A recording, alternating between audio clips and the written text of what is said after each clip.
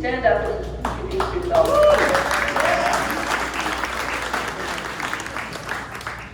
Okay, and if the candidates would all stand up, starting with Kathy Ann. Introduce yourself. That's the other reason. You have to speak into the mic. Okay, thanks, Barbara. Kathy Ann, candidate for mayor.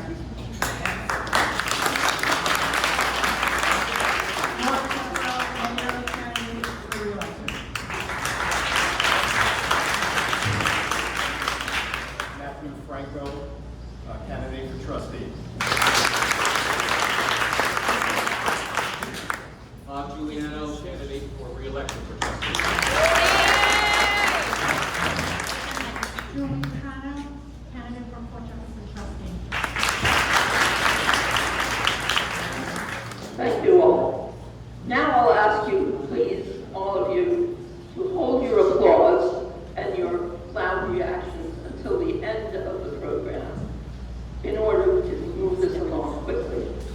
Thank you. Also, if you could silence your digital companions, your watches, your laptop, your cell phones, whatever else you may have brought, that would be most appreciated. So here's the format. Questions will be taken from the floor by index cards only. And if you need an index card, please come up here and get one. They're right at this table. Questions will be screened for duplication, clarity, and grammar. And no statements, please. Just ask the question. There will be one timer facing the candidates to indicate how much time they have left. I have the authority to make exceptions to the response times for questions, but I probably won't do that because I know you want to get out of here by 8:30. The same amount of questions of time will be allotted for each candidate responding or rebutting the question. The order of responses has been predetermined, and questions will be asked in a round-robin style, giving equal amounts of time to each candidate.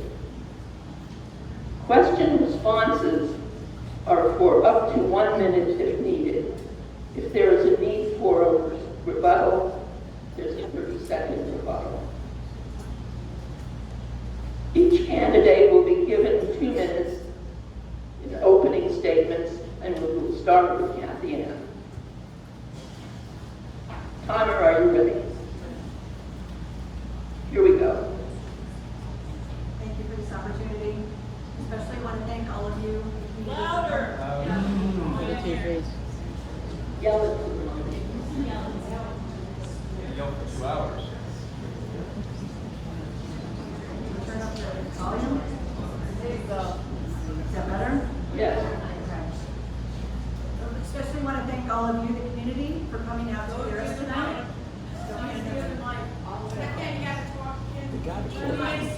It's right on my mouth. I can't get it closer. Is that better? Emote. I especially want to thank all of you, the community, for coming out tonight to hear what we all have to say. Good evening, I'm Kathy Ann, and I'm running for mayor because I love this village deeply, personally, and with an unwavering commitment to its future. I've had the honor of serving as your deputy mayor for 2 years and trustee for 4. In that time, I've led with transparency and produced real results. I've launched the quarterly report to keep residents informed, instituted live streams, and created a YouTube archive of board meetings, so you always have access to your government.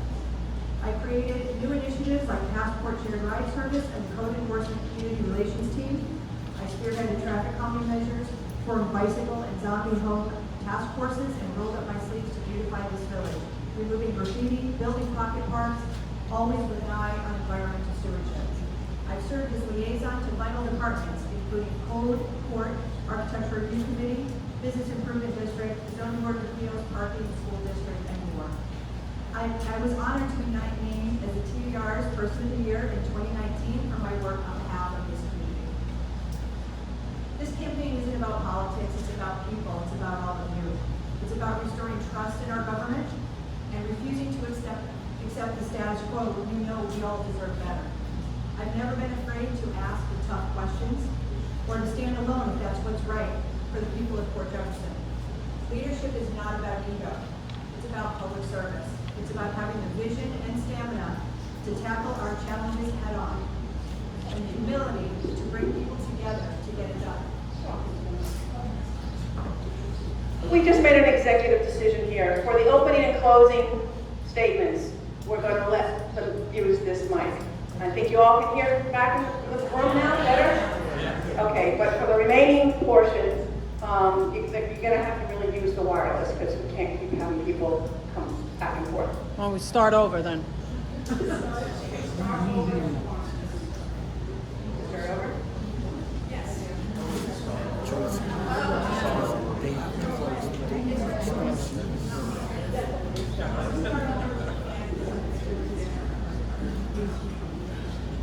Okay, thank you all. Good evening, I'm Kathy Ann Snaden and I'm running for mayor because I love this village deeply, personally, with an unwavering commitment to its future. Port Jefferson isn't just about where I live, it's my home, it's your home. It's where we raise families, support our small businesses, walk our dogs, and show up for each other when it matters most. I've had the honor of serving as your deputy mayor for 2 years and trustee for 4. In that time, I've led with transparency and produced real results. I launched the Fort E report to keep all of you informed, instituted live streams, and created a YouTube archive of board meetings so you have access to your government. I've created new initiatives like the Passport Shared Ride Service and Code Enforcement Community Relations team. I spearheaded traffic calming measures, formed bicycle and zombie home task forces, and rolled up my sleeves to beautify this village, removing graffiti, building pocket parks, always with an eye on environmental stewardship. I've served as liaison to vital departments, including Code, Court, Architecture Review Committee, the Business Improvement District, Zoning Board of Appeals, Parking, the School District, and more. And I was honored to be named TVR's Person of the Year in 2019 for my work on behalf of this community. This campaign isn't about politics, it's about people, it's about all of us, all of you. It's about restoring trust in our local government and refusing to accept the status quo when we know we deserve better. I've never been afraid to ask the tough questions or to stand alone if that's what's right for the people of Port Jefferson. Leadership is not about ego, it's about service. It's about having the vision and stamina to tackle our challenges head on and the humility to bring people together to get it done. By the end of this evening, you'll see that I'm not just prepared to be your next mayor, I'm already doing the work. I believe the mayor sets the tone for the village, in government, in management of staff, and in general vibe of our village. The heart and soul. With your help, we will bring back the heart and soul of this community. My promise to you is simple. I will lead with purpose, collaboration, and caring. I will protect what makes this village special, and always, always put you and Port Jefferson first. Thank you.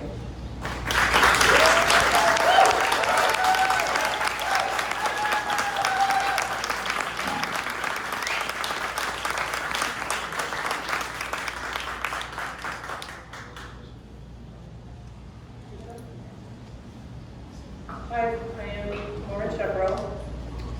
Thank you for being here tonight and for your interest in the future of Port Jefferson. When I first ran for mayor less than 2 years ago, I promised to bring transparency, fiscal responsibility, and collaborative leadership back into village government. I also promised to restore trust, not only in how your village is run, but in how your tax dollars are managed. I'm proud to stand before you tonight with a record of real results, not empty promises. In just 2 years, we've restored fiscal responsibility, uncovering and correcting a $1.3 million deficit through a forensic audit and bringing the village back into full compliance with general municipal accounting practices. We've kept taxes low, not piercing the tax cap for 2 years in a row, for the first time in 10 years. We've made government more transparent and accessible, opening Village Hall on day one.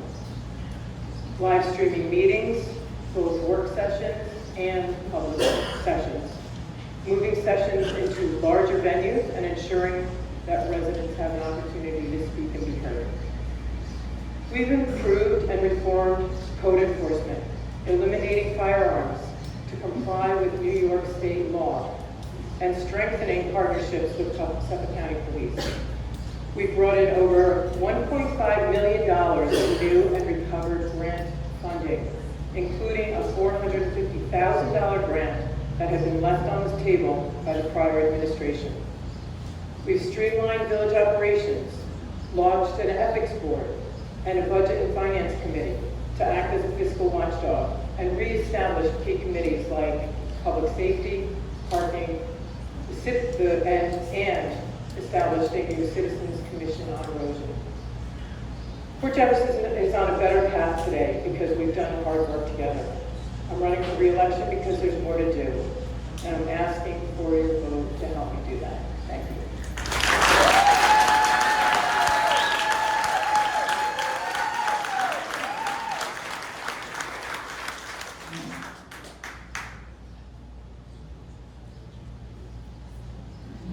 Good evening, ladies and gentlemen. I'm going to take it personal. Matthew, come here. This is my boy. Nobody embarrasses my boy, Julie. You should be ashamed of yourself. Oh, what Welcome. do you say? Really? All right. Sorry about that, ladies and gentlemen. You know, I love this village, and I've walked throughout this whole village. I've met so many nice people. And I'm sorry, I'm so upset with my son. It's the second time this village has tried to embarrass him. I cannot believe we need class and dignity brought back to this administration. Not slanderous nonsense for people that are inadequate and don't have the skill set to do the job. And I know that's harsh, but I'm saying the truth. Now, I've worked for 10 years in construction. I'm going to go to my own thing now. And, you know, I put a lot of time and experience in road work, construction work. I'm also an occupational therapist. I've worked with pediatric population of disabled children, and I've lived in this village for 22 years. It's an amazing place to live. I want to give back to our community. I want to try and do good things for our community. There are a lot of things that we need to address. The power plant, the bluff, up before Jefferson with the apartments that are coming up. But I think most importantly, we need to bring honesty and integrity and decency back to village government. And I hope that I can represent you and I can earn your vote, because I'm going to try and represent you with class and dignity. Thank you very much.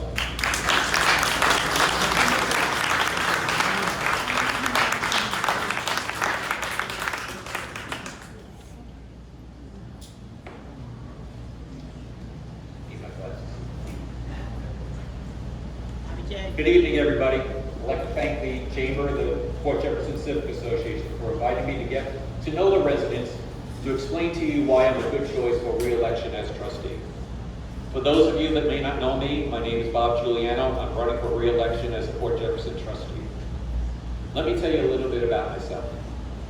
I've had the privilege of serving as trustee for the past 2 years, and I'm currently deputy mayor. I'm the commissioner of DPW.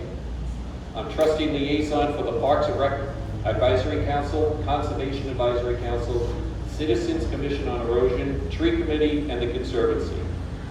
I'm the former clerk administrator for the Village of Port Jefferson. I was named Man of the Year in Government by the Port Times Record and Clerk of the Year by the New York State Association of City and Village Clerks. My family and I moved to Port Jefferson 24 years ago. I'm very active in the Infant Jesus Parish. I'm a Eucharistic minister, and I'm a member of the Joan of Arc Knights of Columbus at Infant Jesus. I was treasurer of the Port Jefferson Prom Committee. I'm a member of the Port Jefferson Historical Society. I earned an undergraduate degree from St. John's University in Government and Politics, Public Administration, and an MBA also from St. John's in Economics. I'm married to my wife Kelly for 40 years. We have 2 years, Stephen and Victoria, 2 children, I'm sorry, Stephen and Victoria, both graduates of the Port Jefferson School System. Let me give you some reasons to vote for me.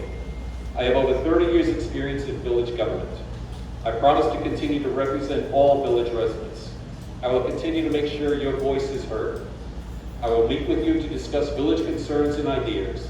I have regularly set up hours for the past 2 years on Saturday morning to meet with residents here at the Village Center to discuss and answer any questions they may have. I've always had an open door policy, and I will continue that policy. I understand how environmental changes affect the village, and I will work to address the flooding issues in the village. I will work properly to develop the uptown southern portion of the village to ensure integrity and the look of the village and make sure the look of the village is maintained. I have the experience, I have the know-how, and I have the skills to get the job done. I'm not running with anybody, I'm not running against anyone. I'm running for re-election. Thank you.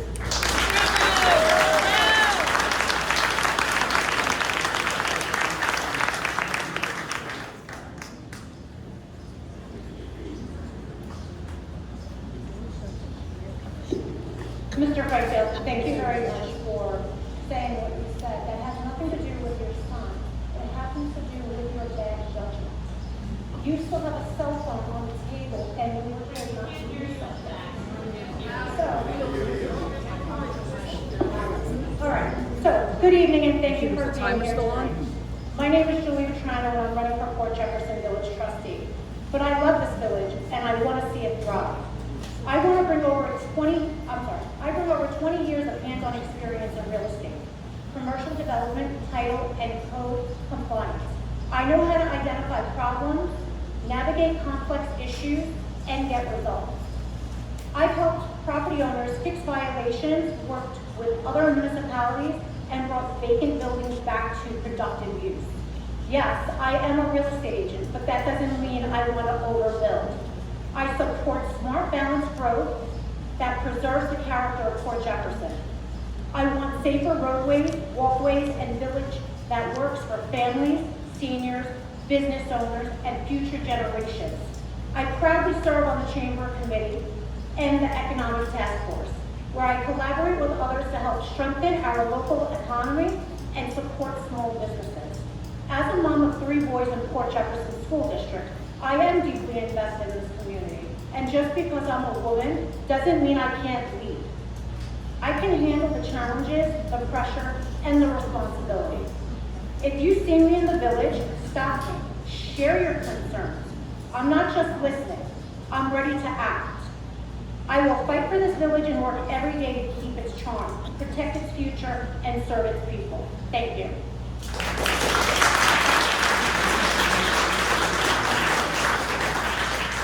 Thank you. I'm going to jump in here, take advantage of my position, and give the first 2 questions. The first one is to Kathy Ann. Yeah. Okay. We all know what the mayor's plan is for the Bluff Wall project. What is your position? Should the village be considering rebuilding the building inland now?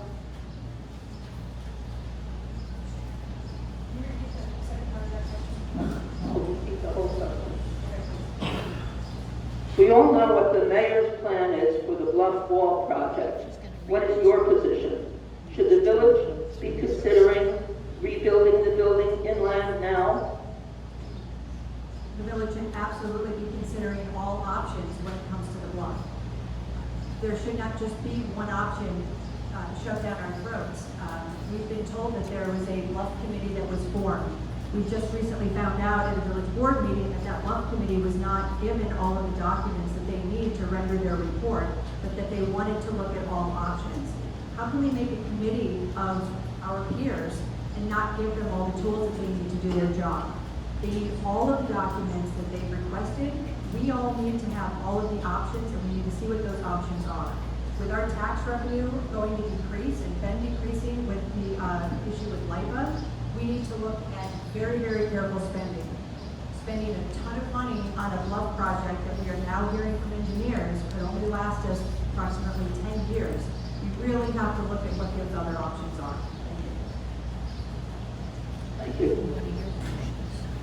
The question for Lauren, please. Is the final report issued by the Citizens Committee on Erosion about the Bluff project submitted submitted to the trustees over a month ago going to be posted on the website before the election? First, can I invite the response? You don't answer the same question. Sometimes, some questions are directed. Some of the questions, some people that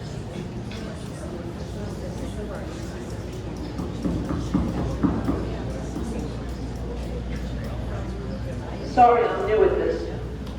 Apparently, each question needs to be answered by everyone on the panel first before the next question is posed. So Lauren, you can think about the next question, and let's go to the first question.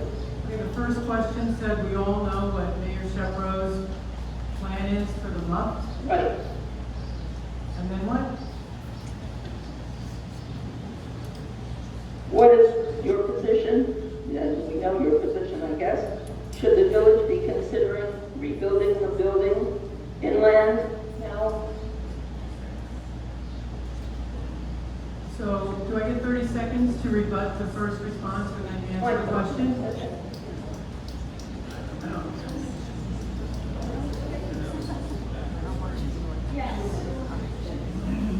I get to, can you hear me in the back?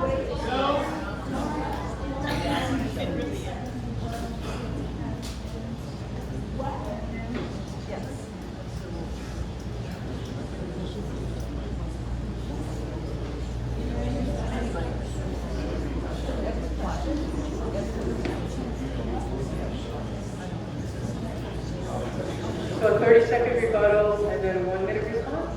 Is that what it is?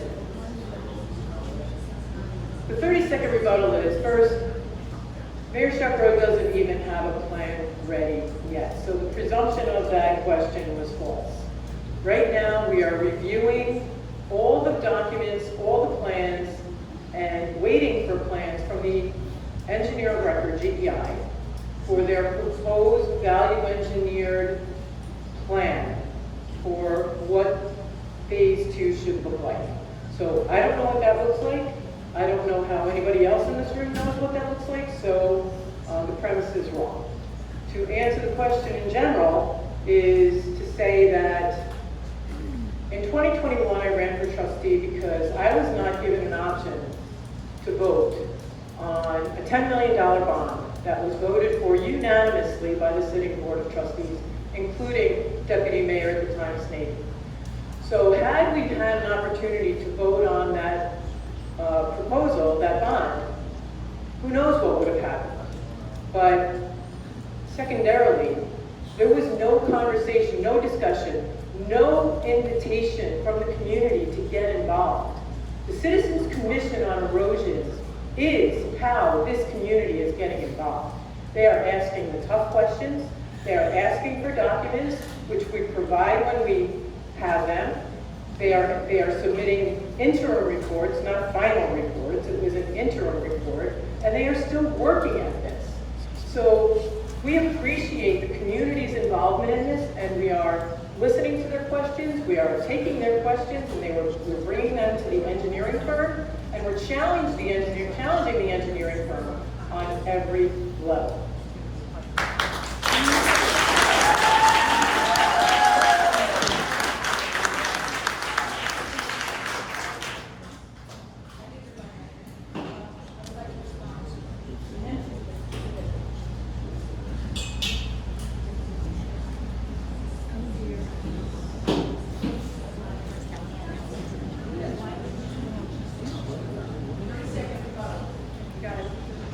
You say that you are looking at all options. Would you share with the community what the alternative options to the wall are? Okay. I would like to see, because I haven't seen, and I don't know if any of you have seen, what those alternative options to the bluff are that the mayor just explained that she is considering. All I've seen is that the committee is looking at building the wall and what those options are. As far as to respond to the mayor saying that there was no community input, we had, when I was a sitting trustee, multiple public meetings received public input. We asked the public the questions. They are on YouTube. You can watch those public meetings. Thank you, Molly. You're pointing at me, but I would like to refer you to the YouTube channel. You can see those public meetings. They were all made public. Thank you so much.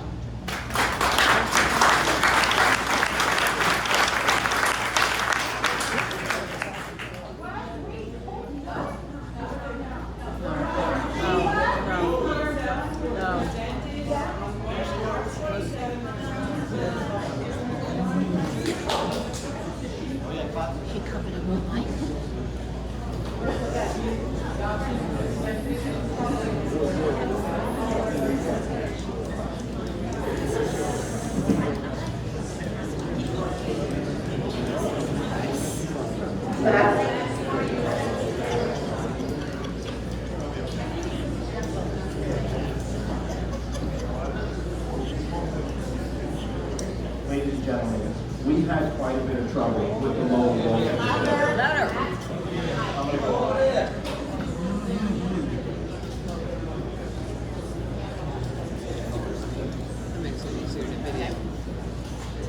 I just have to keep going like this in case someone Ladies and decides gentlemen, to we've sit. had quite a bit of problems with this administration, even just doing the basic maintenance on the lower wall project, that we had to ask the DEC for an extension because they didn't maintain the lower wall.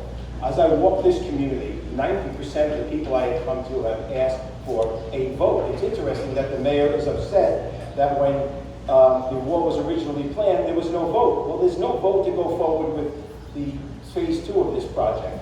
We need to have the community put together a vote because the projections that we're getting on this project are not realistic. The estimates that we have are from 2017. You know, the real problem is we're never going to beat Mother Nature. And when they had the erosion meeting, it was Trustee Berginski who said, we're buying time with this project. I don't think we should spend millions of dollars of hard-earned taxpayer money to buy time. This is a failed project. It will continue to fail, but what they're not telling you is the continual maintenance costs of keeping up that wall. Thank you.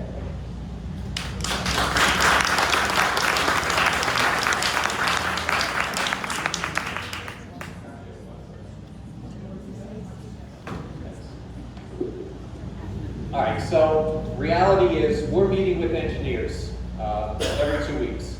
We don't know what it's going to be, what the upper wall, what the final project is going to look like. That's why we're meeting with the engineers. That's why we have engineers working with us to tell us this is the plan. Once that's done, we'll go out to bid. We'll see how much it costs. We don't know if the money that we have put aside is going to be enough for the wall. At that point, we'll have to make a decision. Just keep in mind one thing. If we were to demolish the building, not do anything, demolish a building, we have estimates or people have told us it's going to cost $1 million just for demolishing it. We're going to lose revenue for the contractor that's at the lessings, who's paying us rent at this point now, and then we're going to have to build another building. So these are things that we have to keep in mind. I'm keeping an open mind right now. I'm waiting to see what the engineers say, and then once the engineers give us a report back, we'll be able to make an educated prediction of what to do.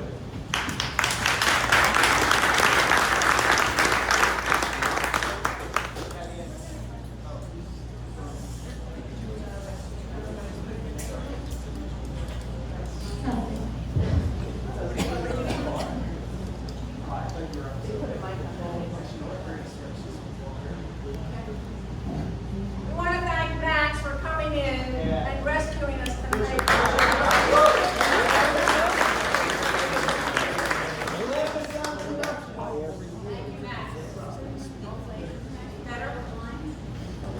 Ready?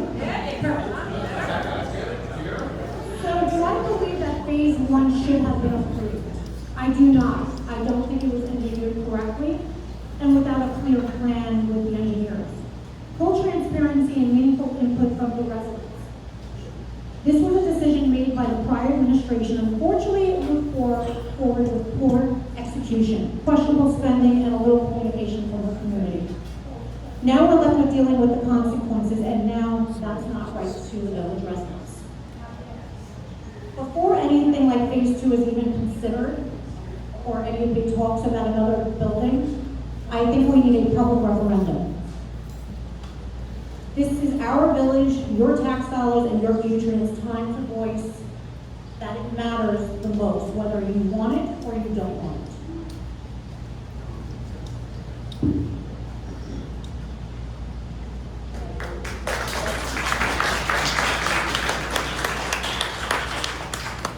Okay, second question. Is the final report issued by the Citizens Committee on Erosion about the bluff project submitted to the trustees over a month ago going to be posted on the website before the election?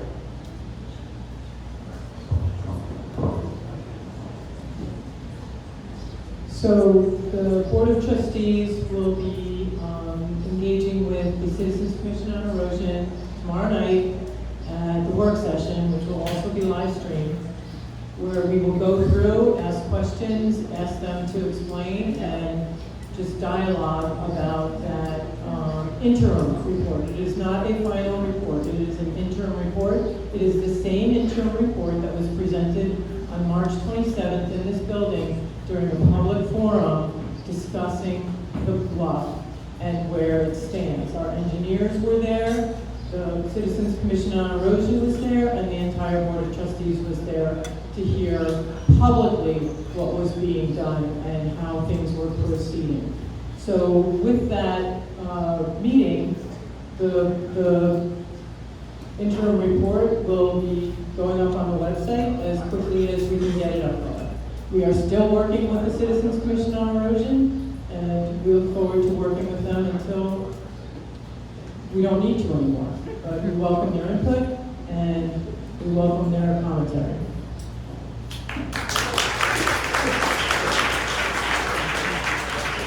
The word is getting passed up to the back, asking all of you when you answer the questions, if you would also stand.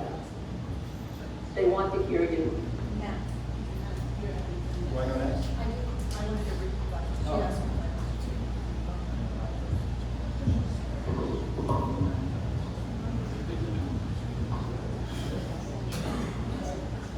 We heard at one of the last public board meetings from the chair of this committee, this Bluff Commission, the Citizens Commission on Erosion, and he was telling all of us that they were not getting the documents that they had been requesting. I had even had meetings with some of the members of this committee, and I heard the same thing, that they are having a very difficult time doing their job because they are not getting the documents that they needed in order to render this report. So when we do see this report, we all have to keep in mind that all of the information they needed was not provided to them. Thank you.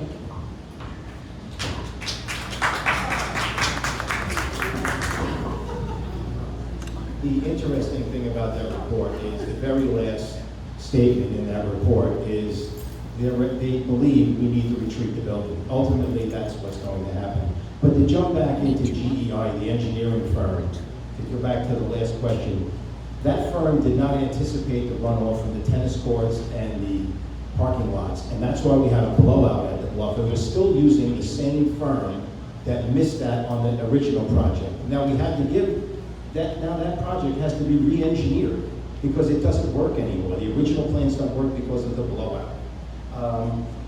We really need to take a hard look at this project and the expense. I worked in construction for a very long time, and I've received engineers' reports, but we've always gotten cost estimates with them. And this administration, for some reason, cannot get a cost estimate or a projection of what the costs are going to be. And as Ms. Snaden said, she's correct. I went 2 months ago to the board and asked, why does the erosion committee have to foil documents they should be given? The answer was, Bob Giuliano said that he is now currently working on that to try and make that more effective. Thank you.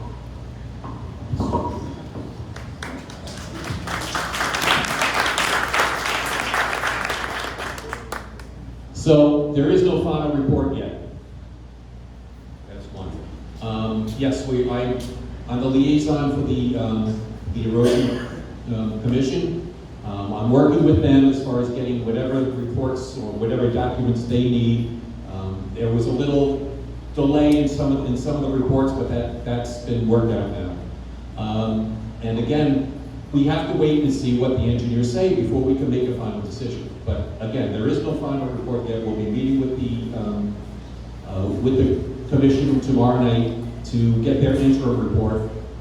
We'll put that up on the website, and then we'll move on from there.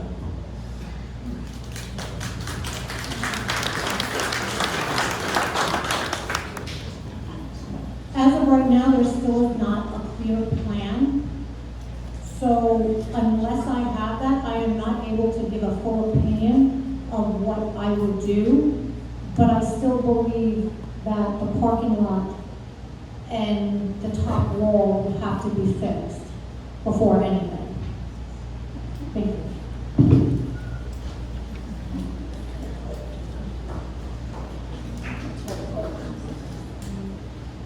To all of you, oh wait,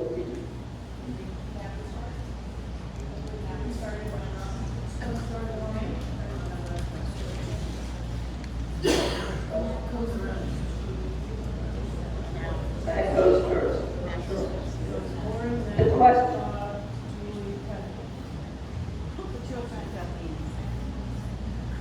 The next question is, what inspired you to run for office, and what makes you the better candidate?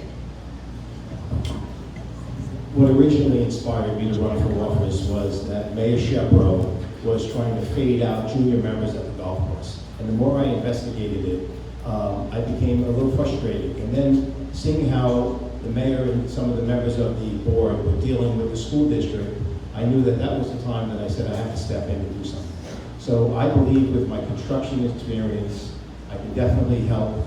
I attended many of the erosion committee meetings, and I believe I bring a skill set and a toolbox that will help. Like I said, I've worked with disabled children for a very long time. I run my own business. I believe that I have compassion, strength, and integrity so that I can bring that to the village and help move forward some of these projects that we need to move forward. This bluff project is going to be an expense on us forever. If they finish phase 2, it's the maintenance that they're not telling you about. We have to continually survey and maintain that wall in perpetuity. And until we get cost estimates, and I've never seen a project that you can't get cost estimates. I just haven't seen it.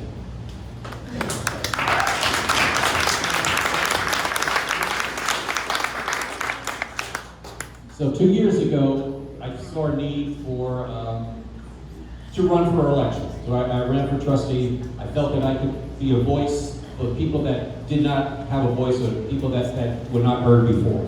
So I ran for trustee. I won. I started my Saturday sit-downs. I meet upstairs once a month on Saturday. Anybody that wants to come by, have an informal meeting with them, talk about whatever village concerns they have. What makes me a good candidate? I have 30 years municipal experience. I was a former village clerk, village administrator. I was the village treasurer for the village of Lindenhurst. I was clerk treasurer for the village of Westbury. I have 30 years municipal experience. I have community involvement. I've been liaison, deputy mayor, and liaison to a number of different committees in the village. So I feel that organization, that experience that I have makes me a good candidate for re-election.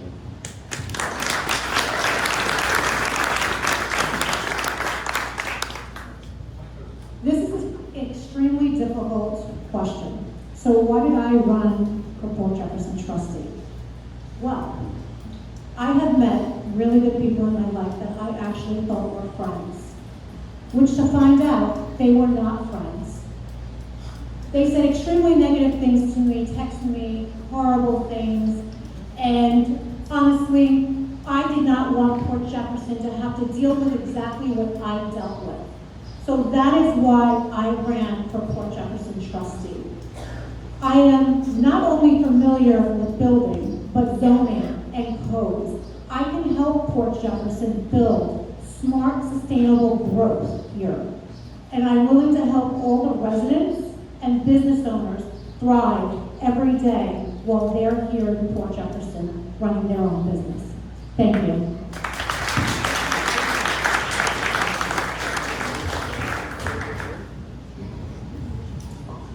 for mayor because I still see untapped potential here in the village of Port Jefferson. I see a thriving, inclusive village. I see a sustainable local economy. And I see a village where we can have safe neighborhoods again. We need a government that listens and informs the residents, not behind closed doors, not without transparency. The village doesn't need any more legacy mayors. We've had 2 in a row, we don't need any more. I'm a resident, I'm a parent, and I'm your neighbor. I love this village and I share the same concerns you do. I believe in leadership and trust through action, not rhetoric. I don't just want to serve Port Jefferson, I want to unite it and make it the best village it can be. With all of your help, with all of your input, I think we can do it together. Thank you.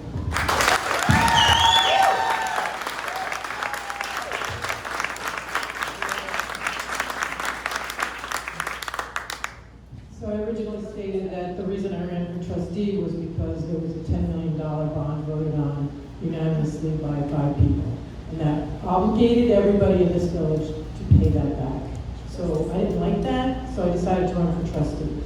Then when I became trustee, I started seeing how things were done behind those closed doors that candidate Staten talks about. There was fiscal mismanagement, there was a locked village hall, there was a lack of HR process and civil service compliance. We were giving away taxpayer resources without even thinking about it. There were ethical conflicts. I think one of the sitting trustees accepted $2,500 for photographs that trustee took. While a trustee. There were operational issues that were unsustainable, and there was no participation from residents in village government. That's why I ran, and that's why I think when I continue to operate and solve these problems, that's why I'm running for mayor again.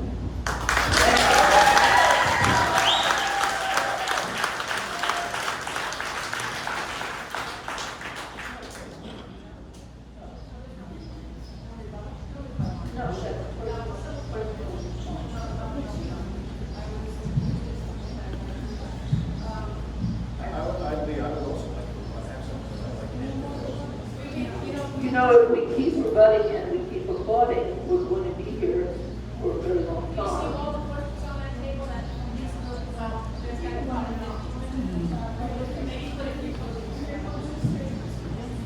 You have 3 minutes at the end. I didn't hear what you just said.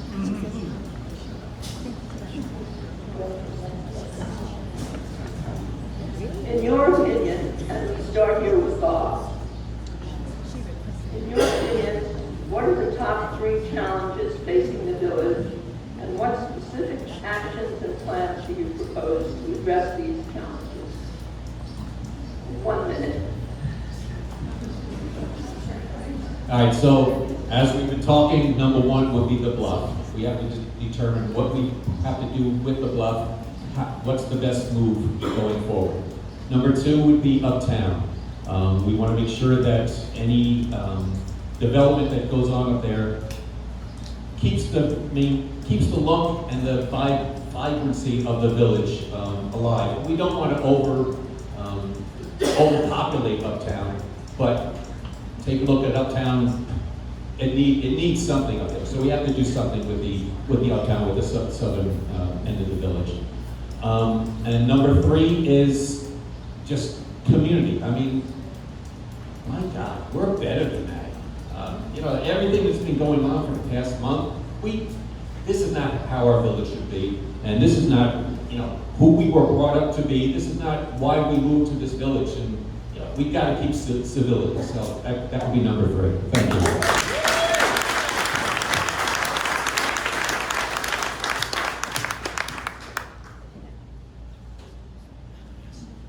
So we need to improve connectivity. Uptown deserves better access. I'll push for some sort of extra parking, safer sidewalks, lighting, signage, and improvement for pedestrians and bike routes. Support local businesses. Let's fill empty storefronts, local entrepreneurs, pop-up shops, and community resources. I'll advocate to flexible leases with incentives to get it done. We need to create a true uptown uptown identity. We need to energize uptown with beautification projects, events, and branding that reflect project and pride, creativity, and unity.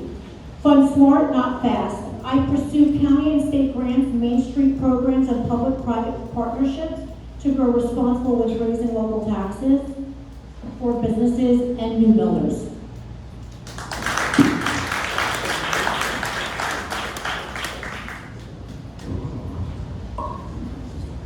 That's a lot for 1 minute, but I agree that the bluff is a big issue. We've already spoken about that. Uptown development, controlled growth that strengthens rather than changes our community's identity. We need to make sure we utilize the resources in place at the Architectural Review Committee that I served as liaison to for a couple of years to maintain the character and the quality of what we want to see in the village. Most importantly, what's near and dear to my heart is public safety, and that's one of the biggest issues here in the village. Currently, we don't have a public safety department.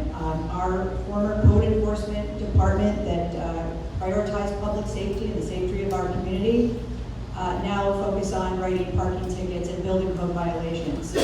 I want to bring an all-new public safety department to this village that would focus on professional development of, I would focus on the professional development of those code officers. Prioritizing in the recruitment would be community values. 1 minute? Oh, okay, thank you. Finish up later.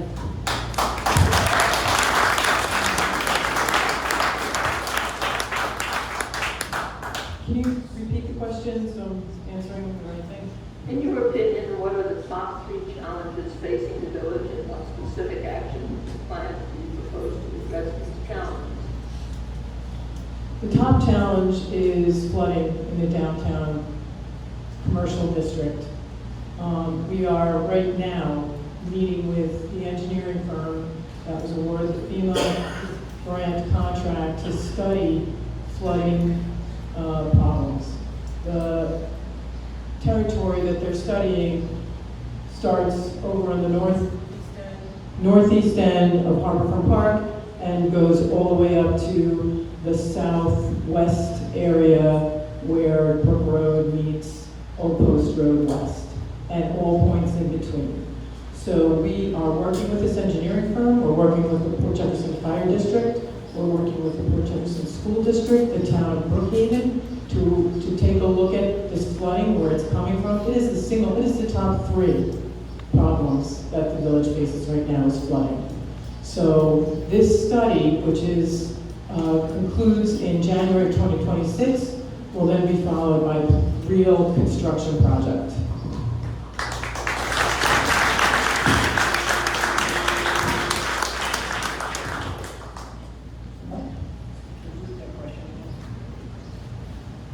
In one breath, in your opinion, what are the top 3 challenges facing the village, and what specific actions and plans do you propose to address these challenges? The bluff is one of the biggest problems that we have, phase 2. We can give back phase 2 money and come up with a new plan. So the bluff is definitely number 1 on the hit list. The Lessings contract that we just signed at the catering hall is the second problem. There's no obligation to open the restaurant. We used to receive 8%, I believe Treasurer Gaffney said, of our operating expenses from rent at the catering hall. Right now we get 9% of food and beverage costs. The problem is, Lessings has no skin in the game. There's nothing for Lessings to be tied to the village. If they make no money, we make no money. This contract also states, and I have it here, that we are now responsible for the maintenance of the outside of the building. So we are locked into that project for a very long time. The revenue stream is not going to be the same. I believe that Lessings would have to make $4 million in revenue for us just to get back the rent that we were receiving before. And we are going to be choked with that contract for a very long time.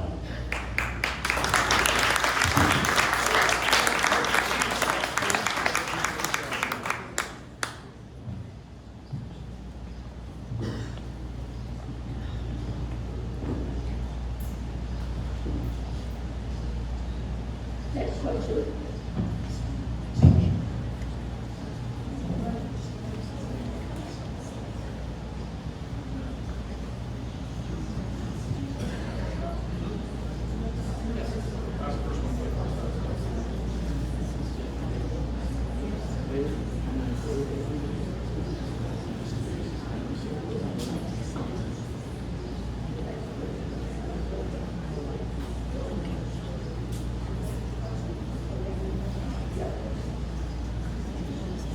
New question.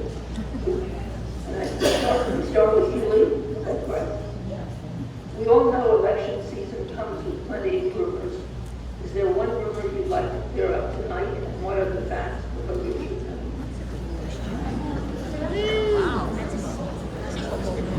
We all know election season comes with plenty of rumors. Is there one rumor you'd like to clear up tonight? And what are the facts that the voters should know? If you don't think there are any rumors, we'll go to the next one. Yeah, I think we go to the next question. Okay? Yeah. So we'll go to the next person. Thank you. That gives me the opportunity to clear up a rumor that was just stated by the current mayor, that there was an ethical violation when I accepted payment for the village's use of my intellectual property. I am a professional photographer. I was asked to use the photographs that I had taken in order to promote one of the most wonderful events in this village, the Dickens Festival. That was done. That was voted on by Board of Trustees in an open, public board meeting. I recused myself from that vote. The amount of money that I received for that intellectual property was also disclosed on our auditor forms and to the state, and it was all done in public. So that's the rumor, that I did something unethical that I wanted to dispel. Oh, yes, and that intellectual property is still being used. Thank you.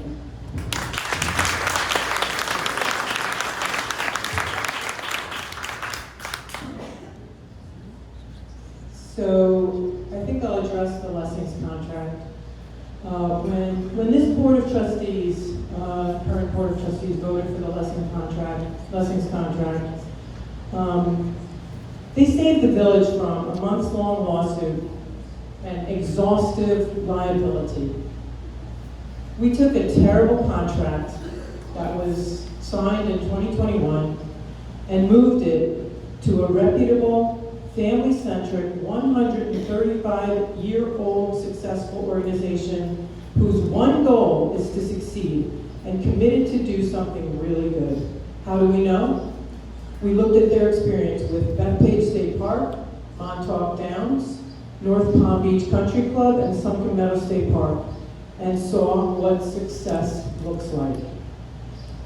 This Board of Trustees took lemons and made Arnold Palmer out of a terrible contract that we were saddled with in 2021. They took lemons and they made Arnold Palmer.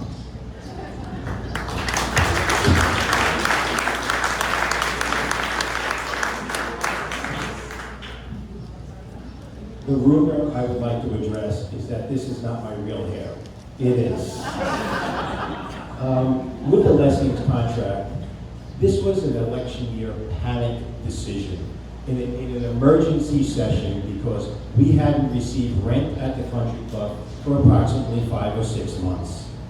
So again, Lessings has no skin in the game. All of the responsibility has been thrust on every one of you, ladies and gentlemen. If there's a problem with that building, we are now responsible to pick up the cost for the repairs. But I'd also like to talk about, the mayor cut the budget in the February amendment. She cut street maintenance by $13,500 and traffic control by $6,300. But she increased her mayor's expense by $7,325 and went to the Bellport golf outing, spending money, another $1,200 of our money. We need fiscal responsibility here. We should not be spending money on a golf outing and cutting street maintenance.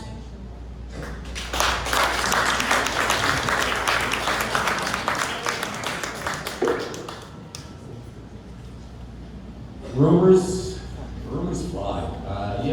There's rumors all over the place. The rumor that I've heard, more times than that, is you're running with this person, you're running with that person. As I said before, I'm not running with anybody. I'm not running against anybody. I'm just running for a re-election for a trustee. I hope I did a good job. I hope you felt that I did a good job in the 2 years I was there, and I'm hoping that you would re-elect me. Thank you.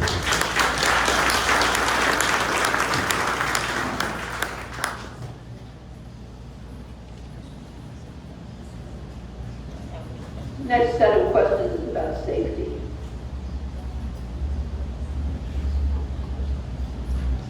Plans and implementation to make our entire village more safe for pedestrians.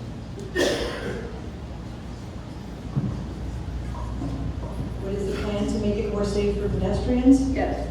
There was a walkability study that was, we had a grant for back when I was deputy mayor. I don't know what's been done with that, but I have talked to a lot of residents going door to door, and it is a concern of theirs. Our sidewalks could use repair, but it's my understanding that there was, Mr. Franco just mentioned a budget cut that I have to look into for street repair. I don't know if that coincides with the sidewalk repair, but we do need to make this village more walkable and use that walkability study to find out where we are lacking, where we could use more sidewalks, where our sidewalks could use repair to make things much more safe for the community. Thank you.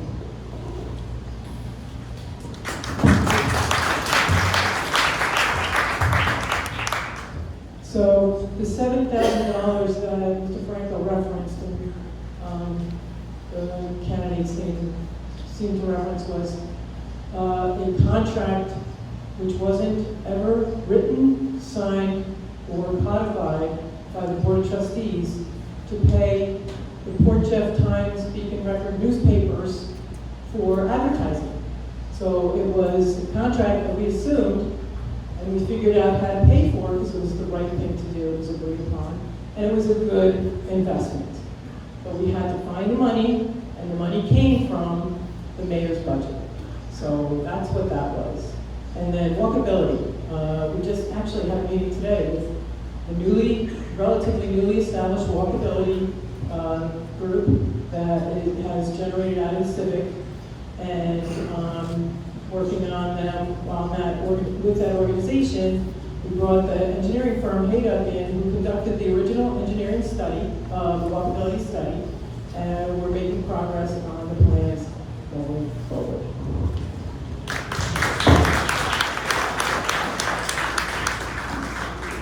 As I walked the Highlands and was speaking to many of the residents, they had concerns about break-ins within the Highlands and in the park area to the west of Highlands. And I was in North Carolina when my son was playing baseball, and they had these towers with cameras that do 360-degree video surveillance, and the signal gets sent right to the local police department. And I said, wow, this would be a neat idea for us to park one of these cameras up by the park over there, and as a deterrent. But now it allows code enforcement to monitor that area from their station. They don't have to patrol that area. We're actually constantly patrolling it. And then we can send that transmission straight to Suffolk County, the 6th Precinct, and get a response that we need. So I believe there are some creative ways that we can increase public safety, but we have to think outside the box a little bit. Thank you.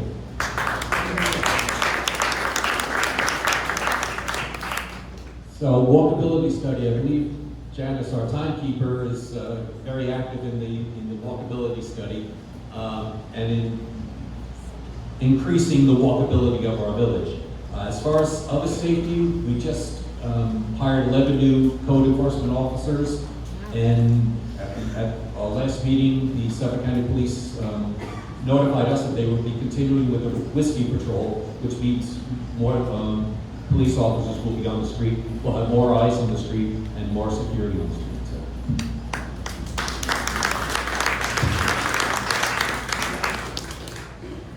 I also agree that there are walkable issues, but I will take action if elected. I will speak with Suffolk County Police Work with them directly to work with Suffolk County for temporary satellite offices or local police units within the village. I will also work with the county to explore ways to offer more support to our community. This initiative will help establish a legal and visual law enforcement precedent, improve response times, and build and rebuild community trust.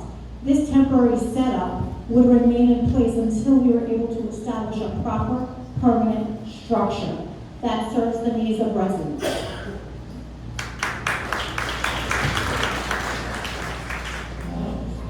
Next question, Laura. We'll stay with safety for a little bit. What are your plans for maintaining professional standards in our local police force, including training, staffing, and recruitment? So we don't have a local police force. So do we want to edit that question? They're asking constables. We don't have constables. We have code enforcement. So it's a code enforcement question, right? Okay, can you Reading what's it? I don't think Can you read it again with the? What are your plans for maintaining professional standards in our local code enforcement, including training, staffing, and recruitment? Okay. Deputy Mayor Giuliano just referenced the fact that we just approved the hiring of 11 new code enforcement officers. We have currently 2 fully certified New York State code enforcement officials in Kevin Cooper and James Murdoch. We hired Kevin Cooper earlier this year. He is training the new personnel. They are riding along with each other, and they're teaching each other how to enforce ordinances, which you can find plenty of them. There's plenty of ordinances to enforce in our village code. So they have their hands full. And whether it's writing tickets for parking, which helps manage our parking in the village, which is needed, or citing people without permits and building without permits or cutting trees without permits. These are the things that code enforcement really wasn't focused on in the past. This is a reform that has been needed for years. Code enforcement enforces ordinances. Thank you.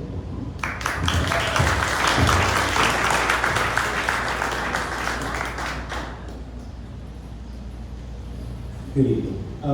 Kevin and Anthony, who are now working in code, I met both of them. They're super nice guys, super professional.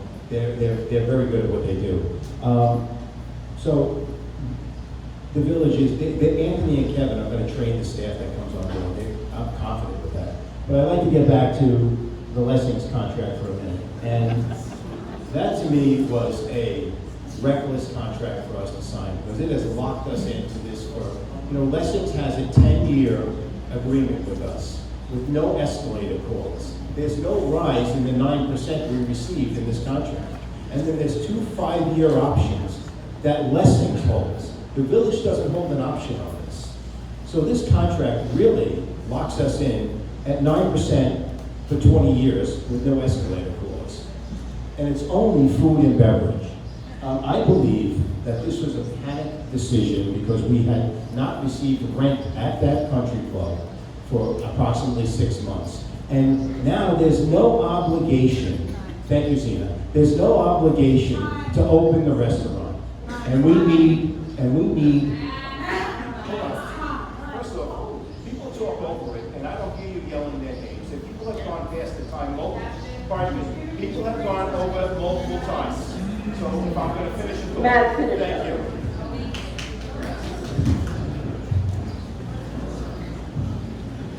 I'm really confused. Can you repeat the question?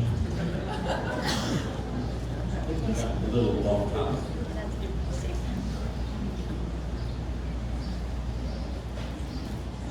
What are your plans for maintaining professional standards in our code enforcement, including training, staffing, and recruitment? Okay, so as was discussed before, we hired 2 new code enforcement supervisors that are professionals, and they are doing, as Matt said, they're doing a yeoman's job. We've hired 11 new officers. They are training them. They're getting them ready. They're going to be on the street, and as of right now, enforcement is up throughout the village. I was reminded, Julie said something, it reminded me something, in September, I believe, we had a coffee with the cops right here in this very room. And I talked to somebody from the 6th Precinct, one of the commanders from the 6th Precinct, and talked to him about the possibility of opening up a satellite office. And he liked the idea. He was going to go back and take a look. So if we can get a satellite office, as Julie said, uptown, that would be great. I think that would increase safety throughout the village.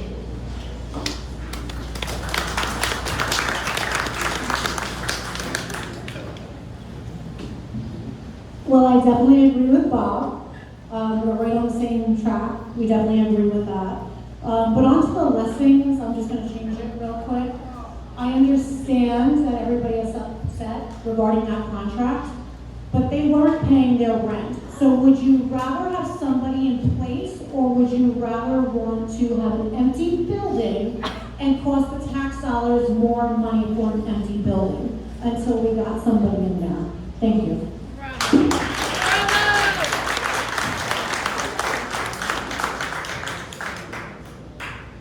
Could you please repeat the question? What are your plans for maintaining professional standards for our code enforcement, including training, staffing, and recruitment?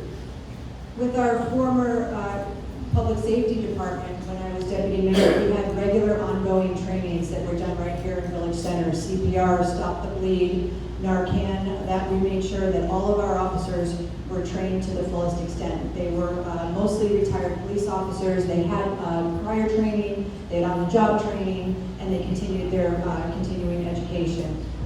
There are a couple officers here in the room tonight. I would like to thank you both for your service.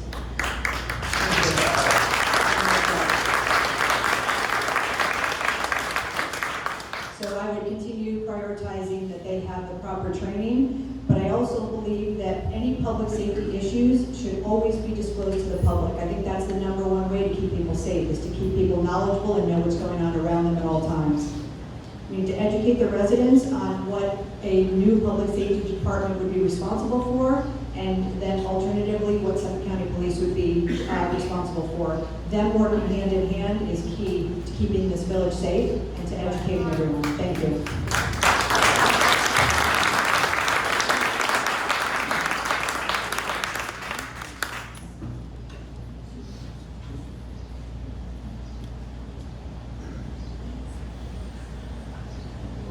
Noise in Port Jefferson. Constant issue here with loud music and loud exhaust issues. This person was in the village at 10 p.m. Sunday with no code enforcement around. Can we have code enforcement around till midnight or later to deal with this and to eliminate loitering? Matt? Yeah.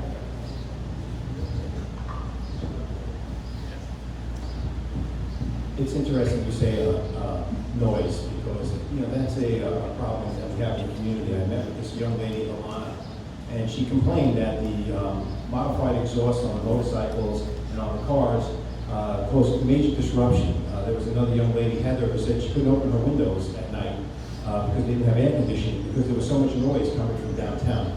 We need to reposition code and force Suffolk County to come down and enforce noise violations in our village. If we have to readjust the code to meet the decibel levels of these modified exhausts that are down in the village, well then let's do that. We have to sit down together and adjust the code if necessary, but we also have to coordinate with Suffolk County and code that during these evening hours, we have enough staff available to manage this problem, not just let it just exist and not have a solution for it. I think the solution is targeting the hours that need to be addressed with our own code in Suffolk County.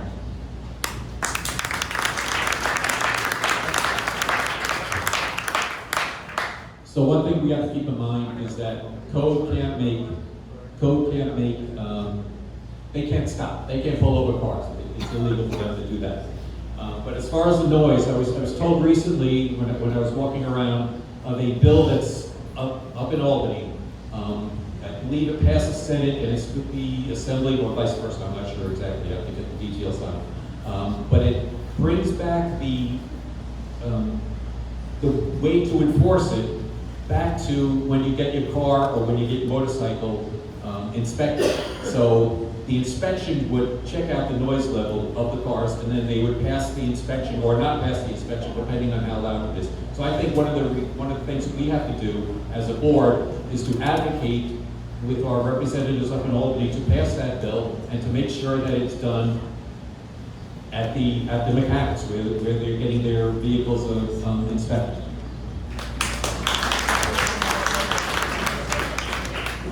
Once again, Bob explained it exactly the way I would explain it to you.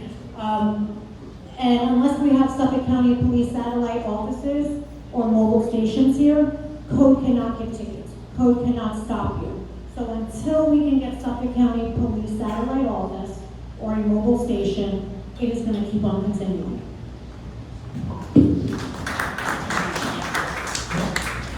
Julie, you're right about that. Code cannot stop a moving vehicle, but they can write against the noise code. We know that they can write against our village code. We have a noise ordinance in our village.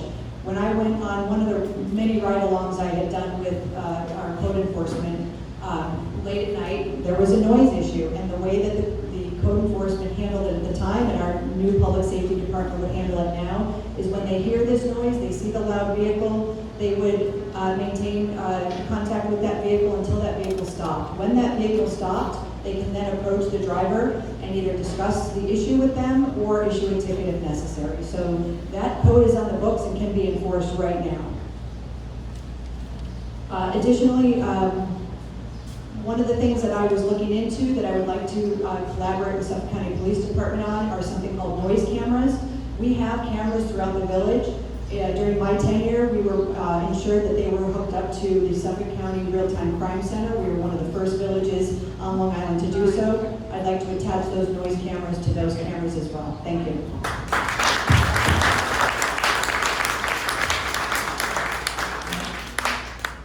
I was very intrigued by the prospect of bringing in noise cameras with Suffolk County Police. And when I checked with Yaphank, Suffolk County Police in Yaphank, there was no such thing. And so, therefore, it would take pretty Herculean effort to get a vendor in to work with Suffolk County Police to get something that is currently not available. So, in terms of the noise issue, our code enforcement folks, led by Kevin Cooper, have been visiting with the bars and restaurants that play music very late at night, loudly and interrupting people's sleep who live down there.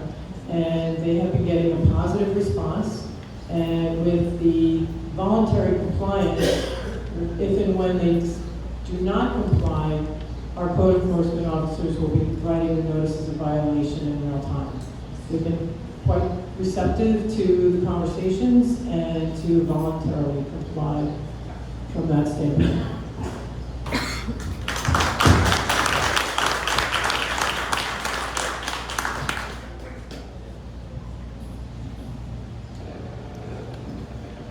Next question will go to environment. Are there plans, Bob, this starts with you, plans to implement the process to move the firehouse? That's up to the firehouse. I mean, where would we put them? I've heard a lot of different stories that we're going to put them over by St. Charles. That's private property. That's owned by St. Charles. I don't know if it can move them there. But we are working, as a matter of fact, we have meetings tomorrow with the fire department and with the school district as far as getting our flood study going. Once that study is prepared, once that study is put together, we can move on from there and make some efforts to mitigate the flood within the downtown area. But as far as the fire department moving, it's up to them. If they want to move, if there's a location for them to do. And again, there's be a cost involved with that. And don't forget, we're all in the fire department district, so whatever cost would be, we would pay for in taxes. But if the fire department wanted to move, absolutely, I would have no problem with that at all.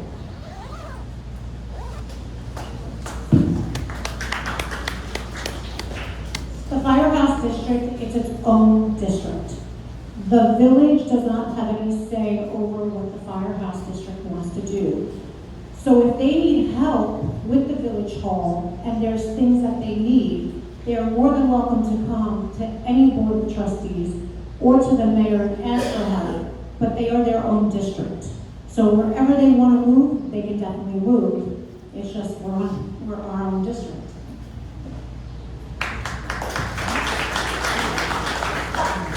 Any move by the fire department, as everyone has said, is, you have a 30 seconds? All right, okay. Is of course up to them. However, that would cost some money and that would increase our taxes potentially. So that's why it's always important for village government to work collaboratively with not only the fire department, but also our school district.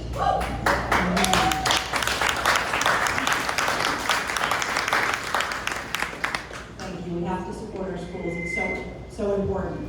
And that's one of the big reasons why. If we all operate in silos and increase our taxes for this and that and the other thing, and then it all adds up pretty quick, we need to work collaboratively together with those taxing entities to make sure that village tax dollars are spent responsibly. Anything that the fire department would want to do to help them, to help us, I am fully in favor of and would give my full support behind them as Mayor of Port Jefferson to assist them in any way that they need. Thank you to the fire department as well for all that they do for us.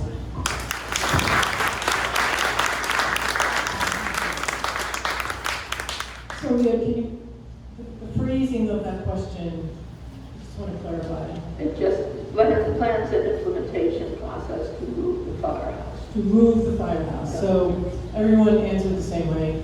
Fire district is a separate taxing district from the village of Port Jefferson and from the school district. We all collaborate, we all partner in the betterment of our residents in the village. So we have been meeting with the fire district several times to talk about what might be the options for the fire facility to relocate in the upland hills of Port Jefferson. That's for them to discuss. I would support their initiatives fully. But secondly, and more importantly, they are a key stakeholder in this grant that we are currently working on to figure out an engineering plan and strategy to mitigate the flooding, to resolve the flooding issues in Lower Port Jefferson, in the Crystal Lake, and the Drowned Meadow. This is not something that we would strategically retreat from, because it is our responsibility to maintain this village.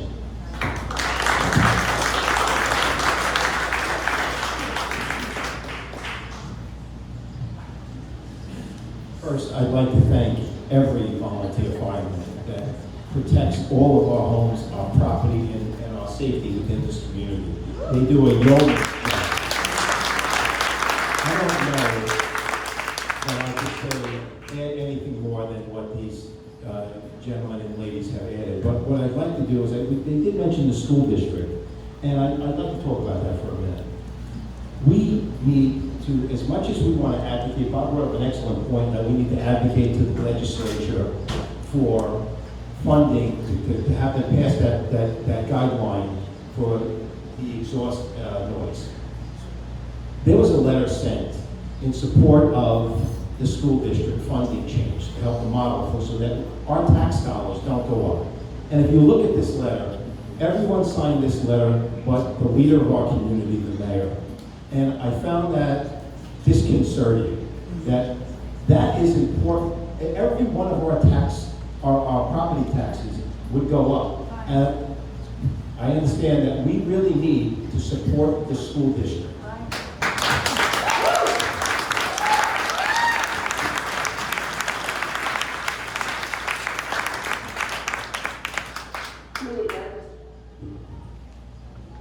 Plans to improve traffic flow, especially for Chief Pastor Road if MTA acquires Lawrence Aviation property. Are there such? I don't believe there was a traffic study on that road there, was there? No. So I would definitely request a traffic study to be completed so we can get a true evaluation of the situation, so we can know what is going on and what is needed in that area.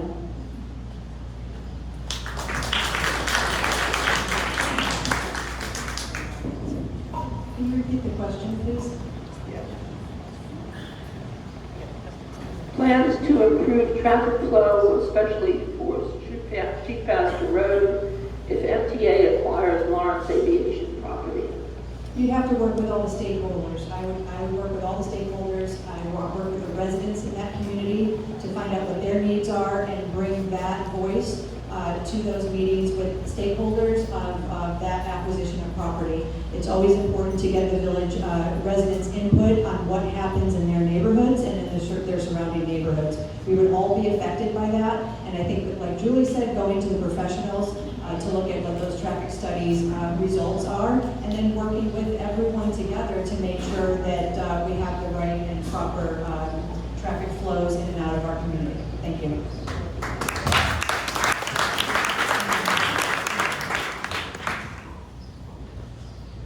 So just like any municipal entity, the MTA would be responsible for conducting an environmental review, which would include a traffic study. So I'm sure they would look at that. This is a town of Brookhaven property. It's located in the town of Brookhaven, in the county of Suffolk. It's the responsibility of the county and the town to look into these issues. And we have an extremely productive relationship as a village with the county and with the town. We are on speed dial to the town. We have direct line to the Supervisor Panico and to our representatives. And so I'm sure that we would work together to try and mitigate any potential traffic issues resulting from the acquisition of Lawrence Aviation Industries by the MTA.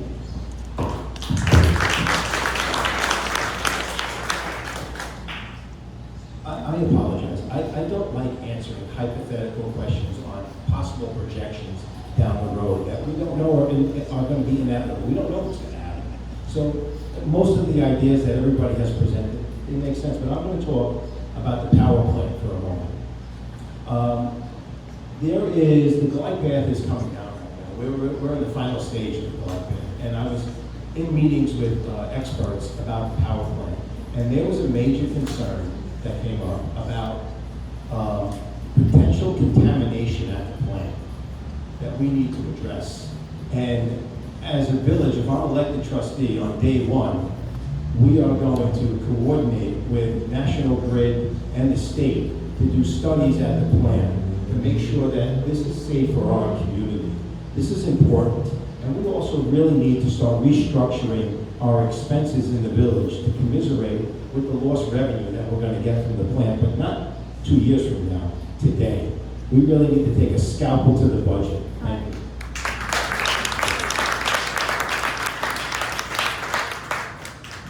So we have recently taken the scalpel to the budget, and we've kept taxes below the, we haven't pierced the tax cap. But to answer the question as far as the MTA, if and when that happens, I'd say we have to get everybody involved. We have to talk to the whole community, get their plans, get their thoughts, get their ideas, what would work, what wouldn't work, get the studies done by the traffic engineers, and put a significant plan together, again, with the input from all the community, because do something like that without community input would be a disservice to every single person.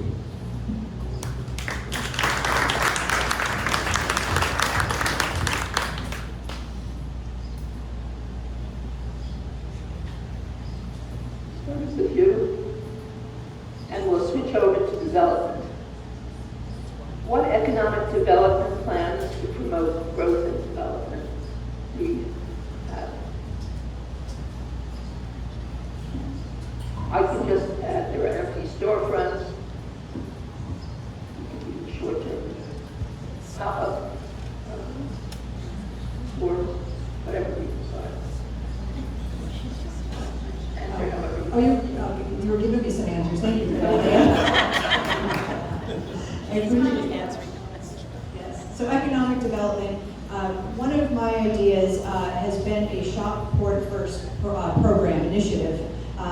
that village government would bring to the community to include our residents in supporting our local businesses.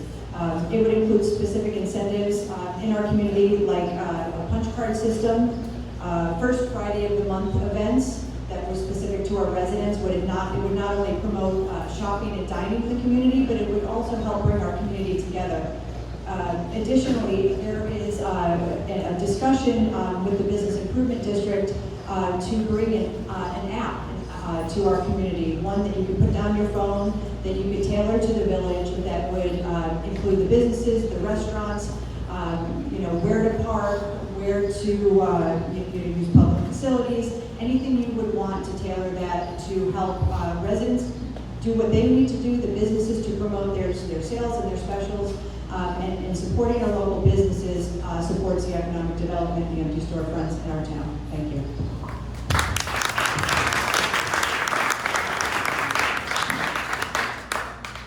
People might find it surprising when they learn that there are 9% of the storefronts in the downtown C1 district are empty.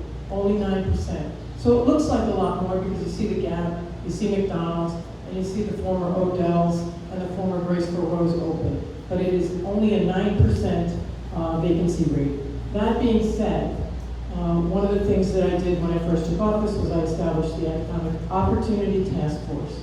Right now, what the task force is doing is meeting monthly with the bid with chamber representatives, and they're going through ways to find out what the people, what the primary users who utilize the village want to see in the village that is missing.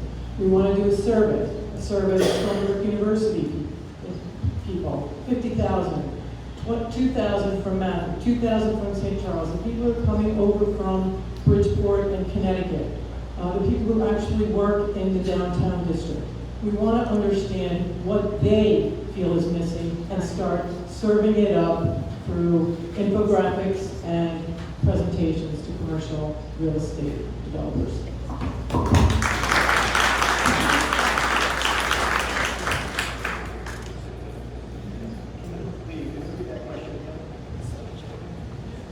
Economic development plans to promote growth and development.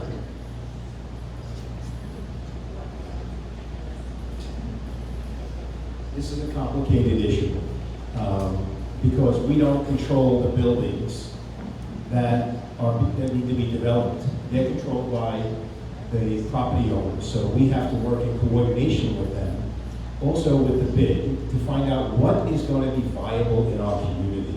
There are a lot of great ideas to bring businesses into the community, but we really need to work collectively as an administration with the bid and with the property owners to say, hey, listen, once you develop this property, what can we bring in here? How can we help you be successful in our community? Whether it's adjusting code, whether it's dealing with parking. Parking is a big issue in our community.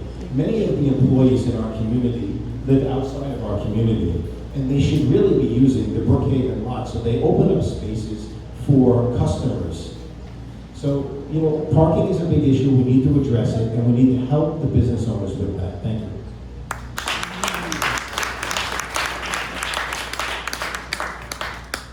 So as I said, seems like 10 hours ago, I think it's only an hour ago. If you look uptown, it needs help. I think one of the first things we have to do is work with the developers. We're getting developers in to put some new buildings in.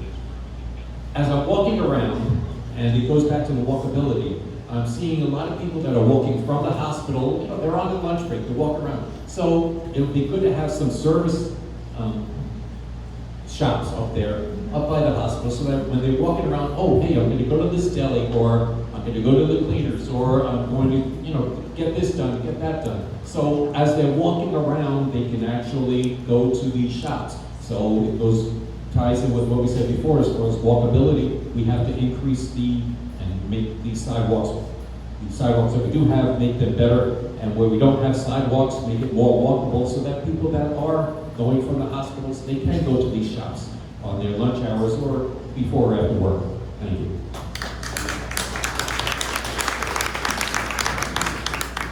So I believe there's a lot lot of misinformation that is spreading. There's a lot of vacancies that appears to be vacant in the village, but they are not. They are in the process of getting permits. They're in the process of getting leases signed. So really, I could only name 5 rental offices or spaces that are vacant. I would like to turn this village into a 4-season village, where there's something happening all season long so that businesses can stay open and thrive. Whether it's a holiday market and a winter pop-up stores in spring, outdoor art shows or summer, or harvest festivals in the fall, pop-up art displays, these events can bring people together, including society, historic society, that could do more events and more festivals in the village. I think that would be very smart, and it could bring the society back to the village.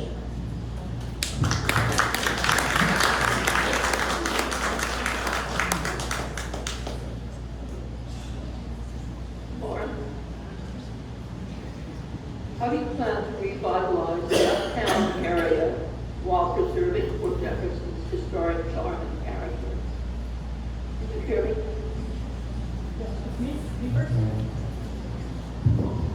How do How do you plan to revitalize the uptown area while preserving Port Jefferson's historic charm and character? Suddenly I'm a plan, okay? So we do have a planner in the village of Port Jefferson. His name is Andy Freeman.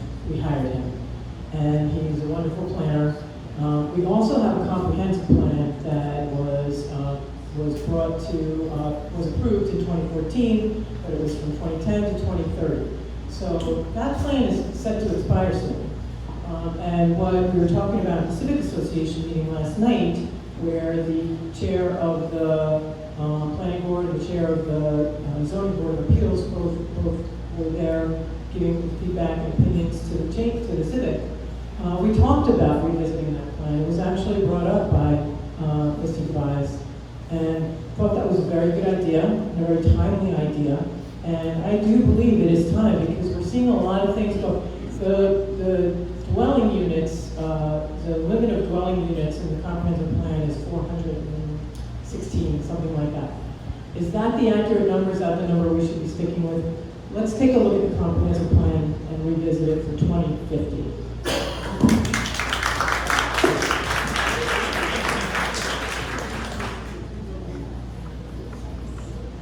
You know, with good planning, we'll get good results. So we need to work to not only maintain the code for the architecture of the projects that are going to be developed in Upper Port Jefferson, because I believe there are 3 major projects in the pipeline.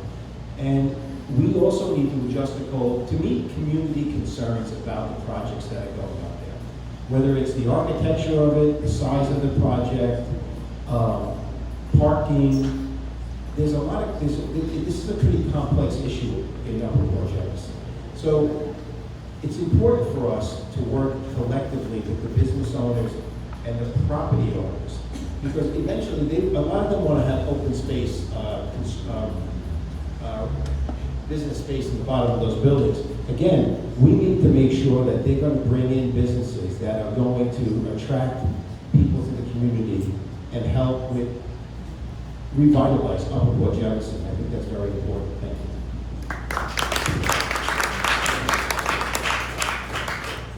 Plans are all well and good, but if you make a plan, just don't make it and put it on the shelf.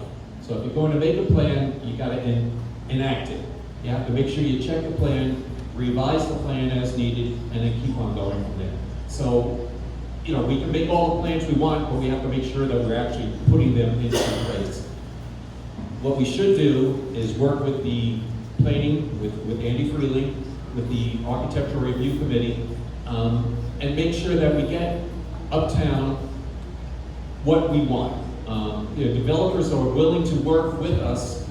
They're there to make a buck, but they also need us to approve everything. So we can work with the developers, take out the plan, and say, look, this is the plan. How are you going to fit into it?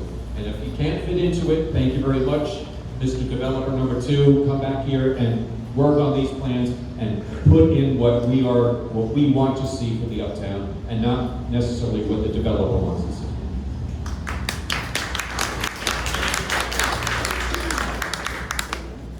Balance is everything. I support smart, sustainable growth, development. Growth that respects our history and our small town character. My background in planning and zoning allows me to evaluate proposals in both progress and preservation in mind. We can grow thoughtfully in a way that adds value to our village without losing its heart.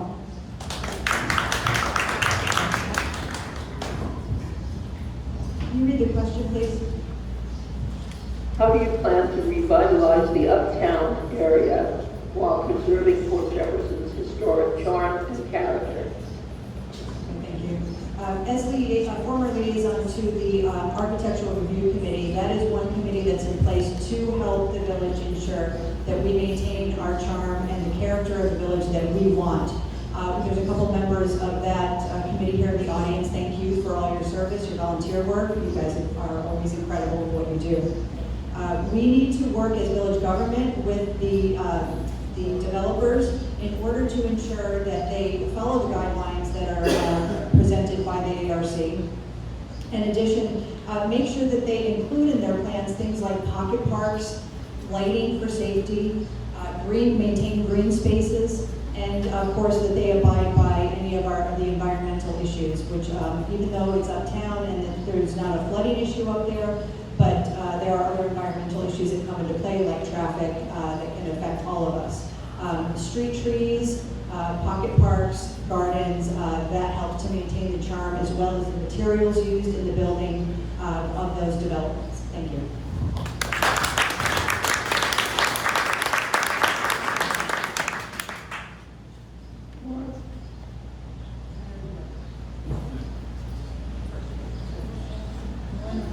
Again.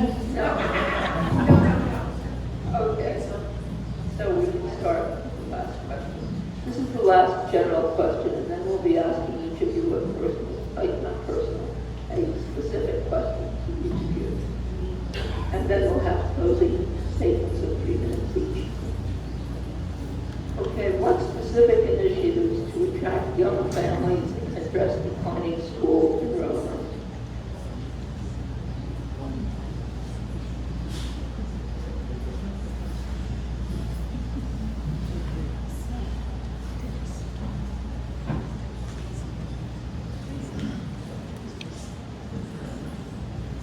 I would think the first thing we need to do as a village government is support the school district. So when they go for additional funding, we all come to level the state to get additional funding, because what that's going to do is lower the cost. So really it comes down to cost for people, to attract people to our community. My neighborhood is littered with young children, so the turnover is happening right now. So really everything comes down to cost. If we, and again, I don't mean to be redundant and go back to the Bluff Project Phase 2, we are going to hang an anchor on us financially for a long time of maintenance. These costs add up. They keep driving our village taxes through the roof. And if we don't get them under control with reasonable plans, we are going to not attract young families to our community because they can't afford it.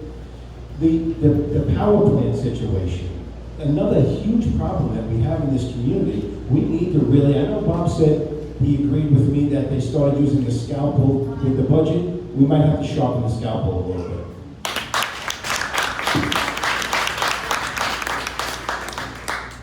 So let me start by saying, I think we have the best school district on Long Island, at least, not the state.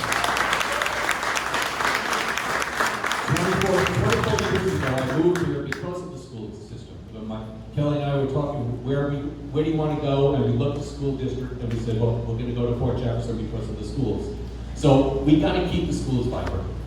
As was said before, it's a separate school, it's a separate district, so we have to work together with the district. We also have to talk to people up in Albany. We really have to expand the school district lines. And I know that's a tough sell, and that is tough to do, because nobody, Councilor doesn't want to give up their portion of it. 3 villages want to give their portion of it. But I'm sure there's ways to go around getting it done. So we really have to start to lobby the people up in Albany to say, let's expand the school district. Let's get people that live in Port Jefferson in the Port Jefferson School District.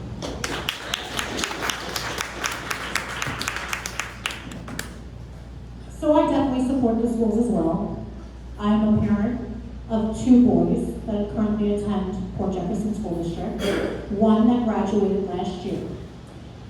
I definitely believe there should be more transparency in the school and more communication, and I don't feel that the village hall does not want to work with them. I feel that everybody wants to work together, and as a village, we need to pull strong and work together no matter what our differences is. So, no matter what, everybody wants to say with the village not working with the school and the school not working with the village. We need to stop, and we all need to come together, support our village, and support our children's district, because nobody wants the school district to close. And no matter what, the mayor or the board cannot close down the school. So I don't know who's starting the rumor where we need to close the school, because we can't close the school.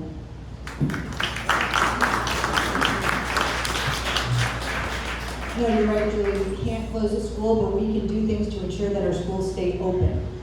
Yeah.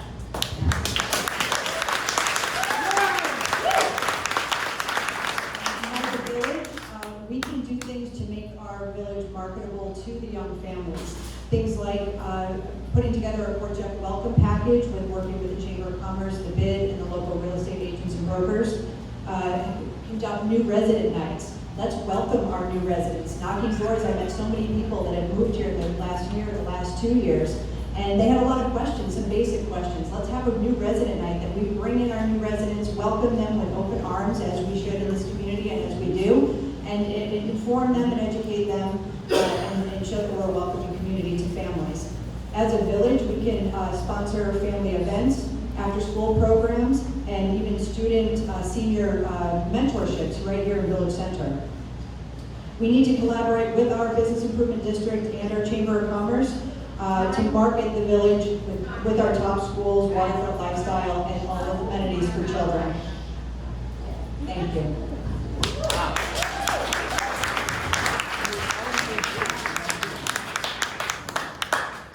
So the answers are all over the place, and I'm not really sure what the question is, but I'll just address the question that's kind of been thrown up at me publicly on Facebook, why aren't you answering, et cetera, et cetera. So I want to tell this community that I absolutely 100% every school district with families living in the confines of the village of Port Jefferson, which includes Comstock, 3 Village, and the Port Jefferson Union Free School District, where I graduated, where my brothers, my siblings graduated, where my children graduated from, where my brother's children are currently attending. So of course I support the school district and want it to succeed. As mayor, what I feel like I can do to help is continue to collaborate with the existing things that we've been doing, support events and activities where village resources are needed. We will also collaborate with the district on infrastructure issues, maintenance, flooding, et cetera, et cetera. Number 3, and most importantly, I established the power plant working group in 2023, ensuring that the village has a seat at the table where discussions are taking place right now on how to repower, repurpose the plant. 60 cents of that revenue goes to the school district. 60 cents on the dollar, 10 cents goes to the village.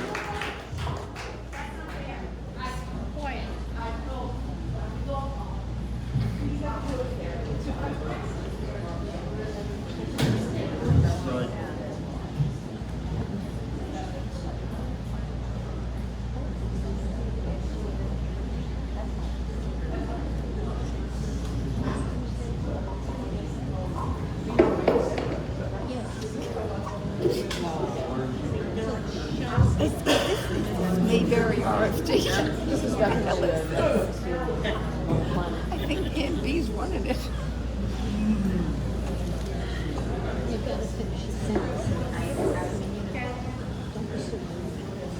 Give it a break. Hello, Leah.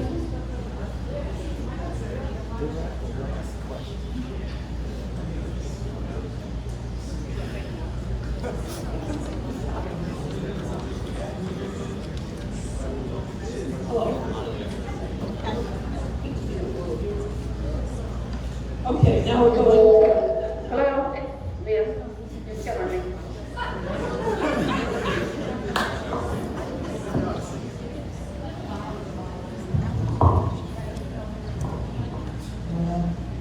We should have practiced this a little bit. Yeah, I think so. I think that might have been a good idea. We're now going to go to the individual candidates with specific questions, and we'll start with you, Bob.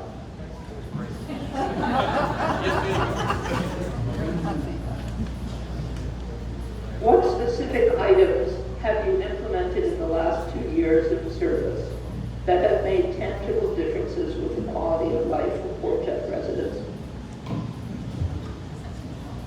Well, first thing that comes to my mind is 2 years ago, I promised that I would be more accessible to everyone. And I've done that by starting my Saturday sit-downs. Again, I'm right upstairs, meet up there once a month. I announce them when I'm gonna be up there. People come by.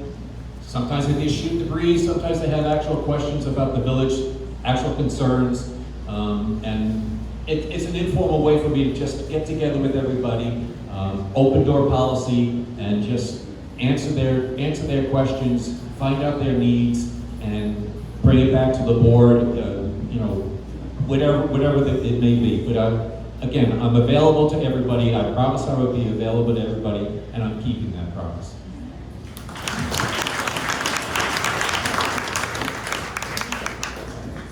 Okay, to you, Julie. Over the past weeks, you've been attacked by supporters and committee members tied to certain candidates, continue to attack you in the healthy conversation of Port Jefferson Facebook group. If elected and those same candidates also win, would you still be willing to work with them for the good of the village? Well, first of all, I don't think that page is very healthy. They should definitely change the name. Second of all, yes, I would gladly work with any single person elected, no matter what they say about me or what they have done to me. That is just my character. I forgive. Thank God.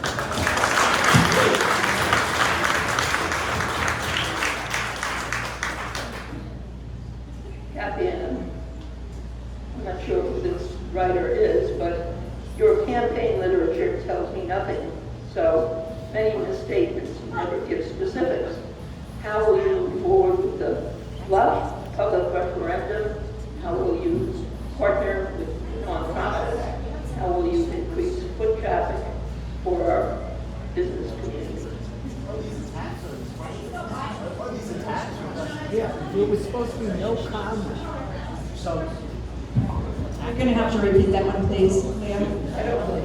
My campaign materials say nothing. You all have my campaign materials. I believe it was handed out, so you can judge for yourself on that. I think there's a lot of information on there, and I'm happy to give them out. In fact, when I knock doors, I've been giving out my personal cell phone number for anyone who has any questions about my position on any issues. I feel like tonight I've stood up here, I've answered every question directly and to the point. I've been very informative and giving you all the information that you need, and anyone in this audience that wants to talk to me further can call that cell phone number anytime, day or night, and I will answer your questions and concerns and address all of them. Thank you.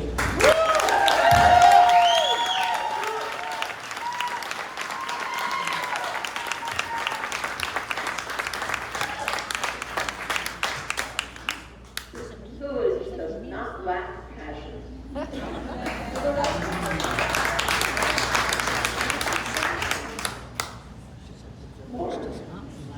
Do you think it's important to show appreciation to the village employees and volunteers who report to you as mayor? And if so, how do you do so?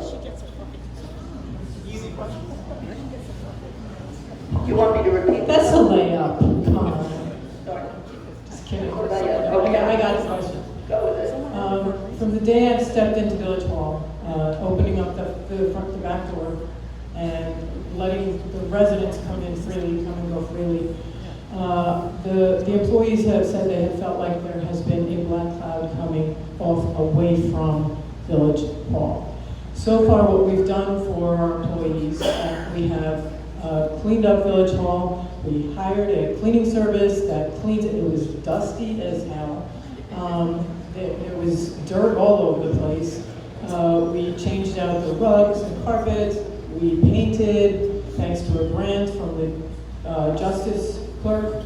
And we have made their quality of life in the building much, much better. We moved code from downtown to DPW so that they could deploy right from the location where they pick up their cars, eliminating a 45-minute delay between deployment and returning back to DPW at the end of the day. Okay, thank you.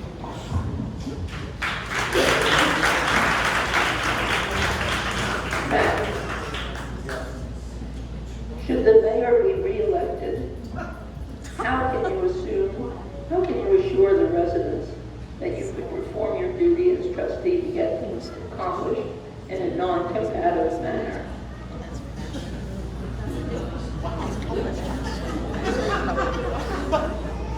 So the mayor gets a question about handing out lollipops and balloons.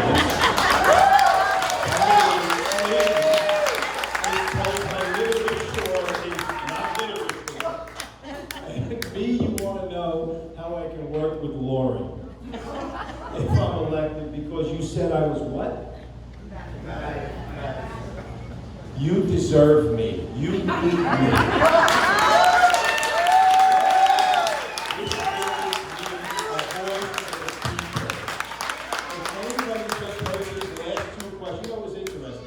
They told me that there was going to be a slant in the questioning here tonight, and I said, no, how could that possibly be? But boy, oh boy, after the lollipop balloon question, and your literature says nothing, I guess they were right. But I'm going to take the high road here, and I will work with whoever's elected.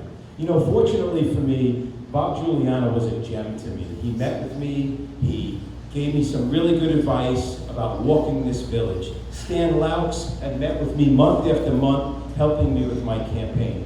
Trustee Hill has been a gem, really helping me and guiding me on what the needs of this village really is about. And then meeting all of you people, it's been fantastic. Thank you very much. I always want to have a balloon.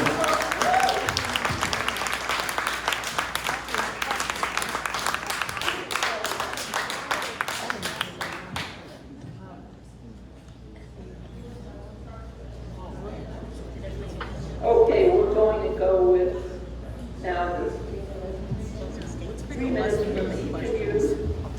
Time has come, the Walrus said, to speak of many things. All right. Well, running for trustee was a decision I didn't take lightly. I was encouraged to wait.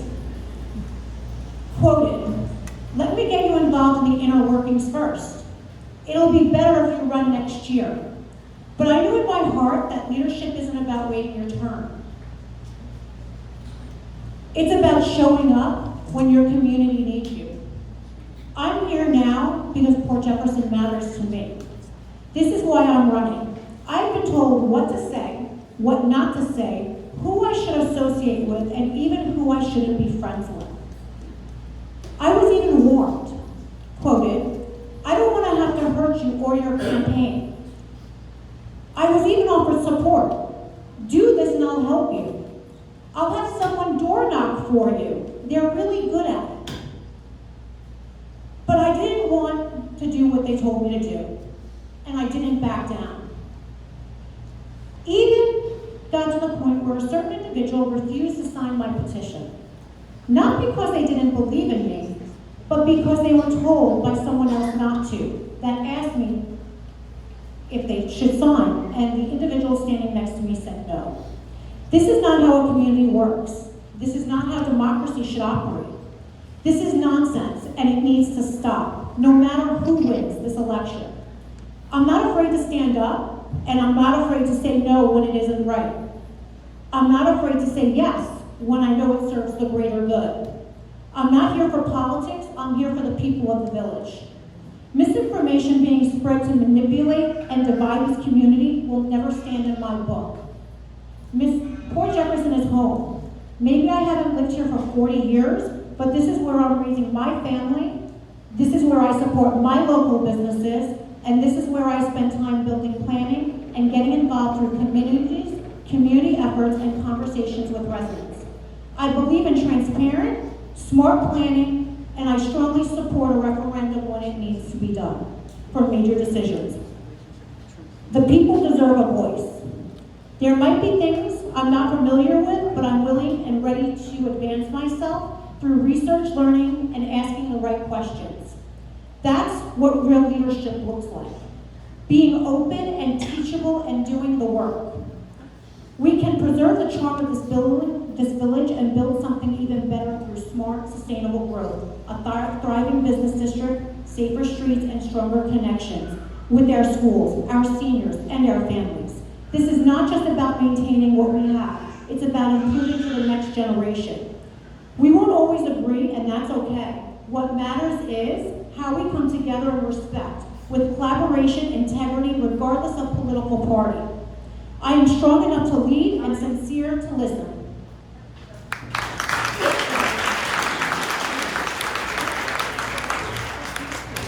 So let me start by saying, first of all, thanking everybody on the panel here. You heard some passionate people. We might not all agree about everything, but I think every single person up here feels strongly about the village, and they feel that what they want to do is best for the village. So I applaud everybody up here. So having said that,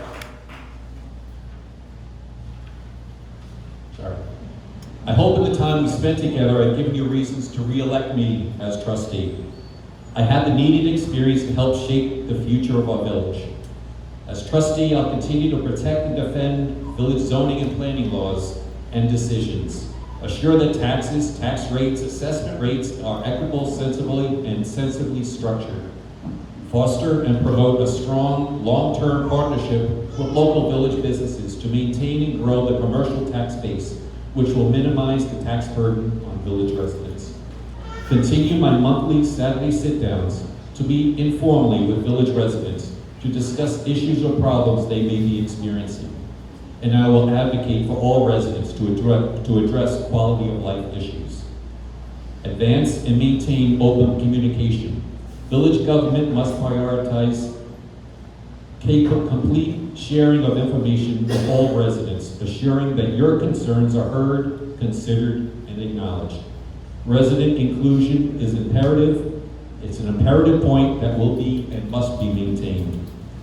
Sustain and increase easy access to village information. Good government should be open, sharing, and two-way. Information should be accessible, current, clear, and significant. Continue to nurture, honor, and promote volunteer residents. Exercise strong fiscal discipline and good government management practices to limit and ease taxpayer burden. Ensure responsible management of village budget to sensibly provide services that meet the needs of all residents. And if that means we need a sharper scalpel, then we'll get a sharper scalpel. Maintain and improve the village's physical appearance and open green space. Encourage and strengthen responsible environmental stewardship in our village to ensure the best possible village for our future generations. Experience matters, and I have the experience to steward, shape, and improve the village. Thank you.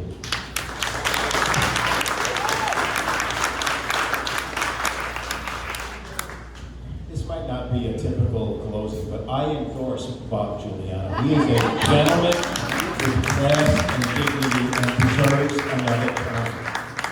But I'd like to talk about things that we didn't get addressed. I thought we were going to have serious discussions this evening about the country club, about the lessons. If I didn't bring it up, we would have discussed it. We're talking about balloons and lollipops. Why don't we talk about real issues that are in this village, like the board of governors that the mayor established in this community that violated the open meetings law time and time again, and when we went to the mayor and asked for relief, We got nothing. Let's talk about and I'm going to talk a little bit about the golf course for a minute. Let's talk about the $300 special assessment that has minimized our resident discount at the course. I spoke to Trustee Erginski and Treasurer Gafka, and they said we needed a capital reserve fund. Instead, what we got is a $300 special assessment that they're using to pay operating expenses. Because when they realized there were guidelines for a capital reserve fund, they just pushed it into just general operating expenses, subsequently minimizing the reduction. The residents in this community get a 40% deduction at the course. For this year, we got a 20% deduction, and we should all thank Mayor Jefferson for that.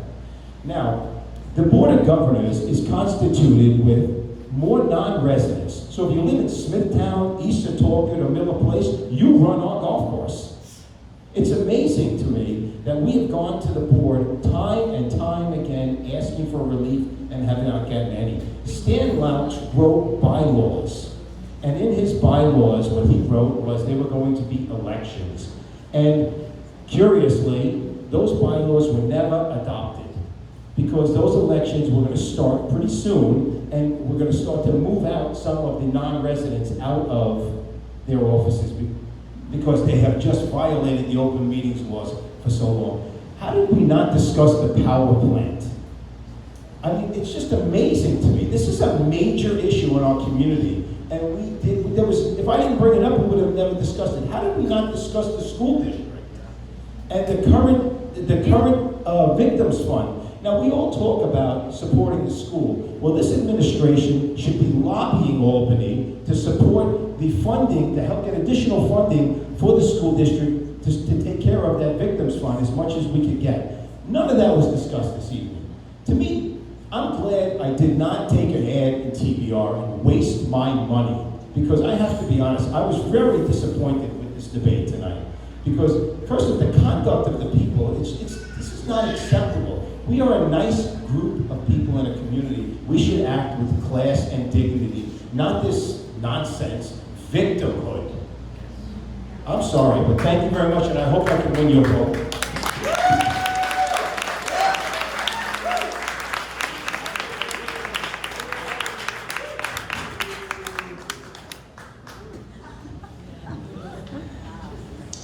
Thank you. Tonight I stand here to ask for your vote so we can continue to do the hard work on behalf of the residents of this village. And think of the song, "We Didn't Start the Fire" by Billy Joel when you listen to me read off this list. We improved the quality of life in the village by reforming code enforcement, installed new leadership, now the department adheres to ordinance enforcement written in village code. We eliminated firearms in compliance with New York state law. We strengthened collaboration with the Suffolk Police and reestablished and reinvigorated and recruited for a new public safety advisory council.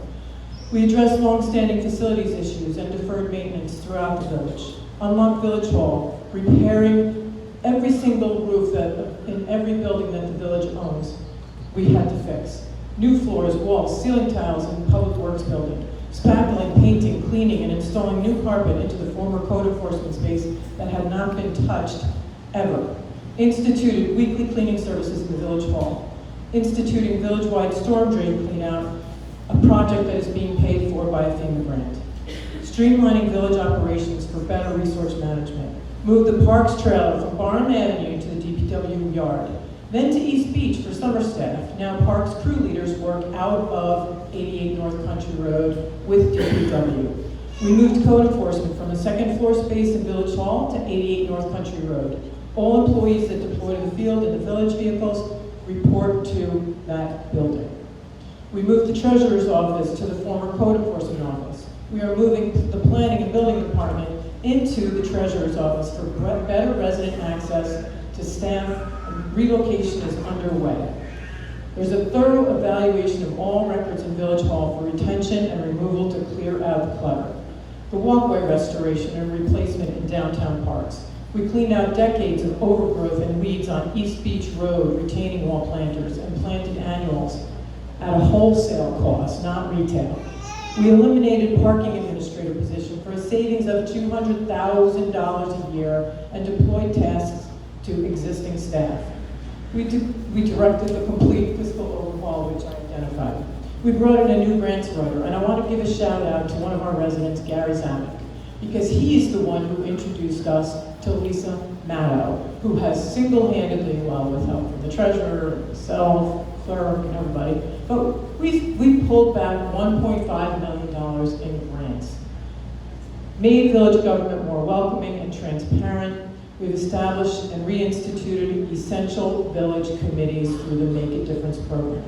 We codified the inaugural Budget and Finance Committee. We created our first ever ethics board, restored Public Safety Advisory Council, reinstalled the parking committee. You get it. We didn't start the fire.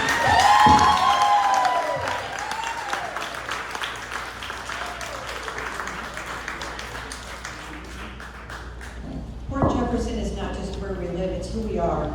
It's our pride, our history, our future. And I'm not just running to manage this village, I'm running to revive it, to bring back the heart and soul of our community.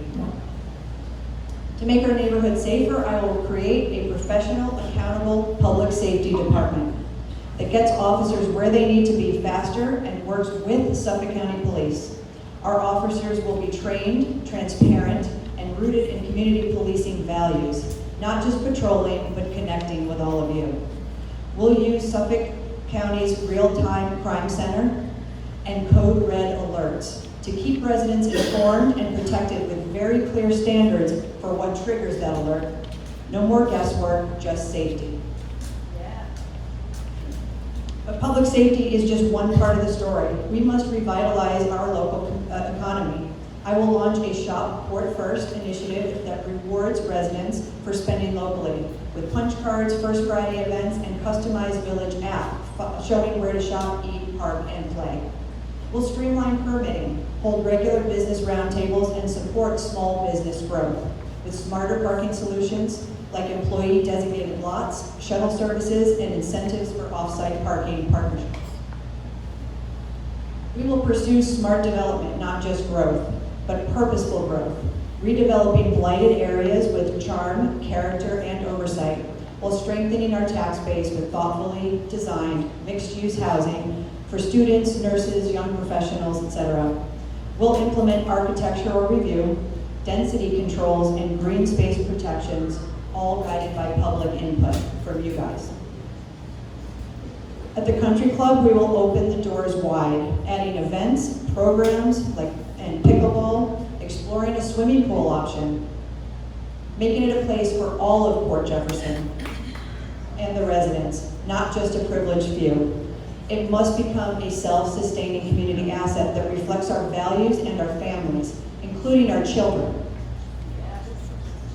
We'll also bring clarity and accountability to the bluff, commissioning a full return on investment analysis to compare continued stabilization with managed retreat and rebuild. This should never be a one-direction conversation. The people deserve facts and a voice. As we face inevitable loss of life or revenue, we must think boldly, pursue grants, share resources with our schools, and draw in new families, because our schools and our village rise together. We are not competing, we are partners with our school district. We'll create joint family programming, mentorships, and a new level of collaboration to strengthen both institutions. I will govern with transparency, empathy, and resolve. I will launch One Port Jefferson as more than a slogan, but as a reality. This new commission will bring every voice to the table. Disagreements will not divide us, they will sharpen our focus. The election is about preserving what makes Port Jefferson special while boldly preparing our future. I'm Kathy Ann Snaven, and I humbly ask for your vote.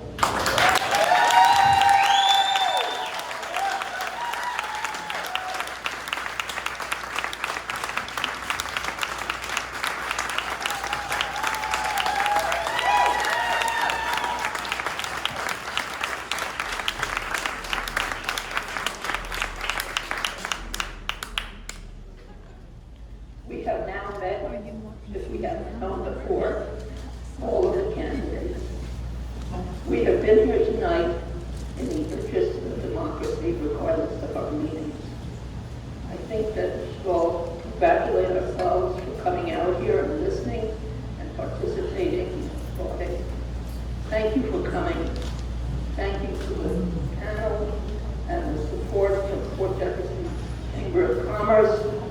civics. Thank you for the timer, who probably should have been wearing a chest protector, and especially Max, thank you, thank you.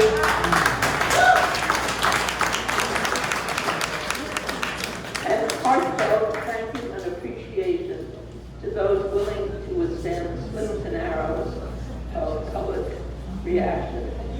Congratulations.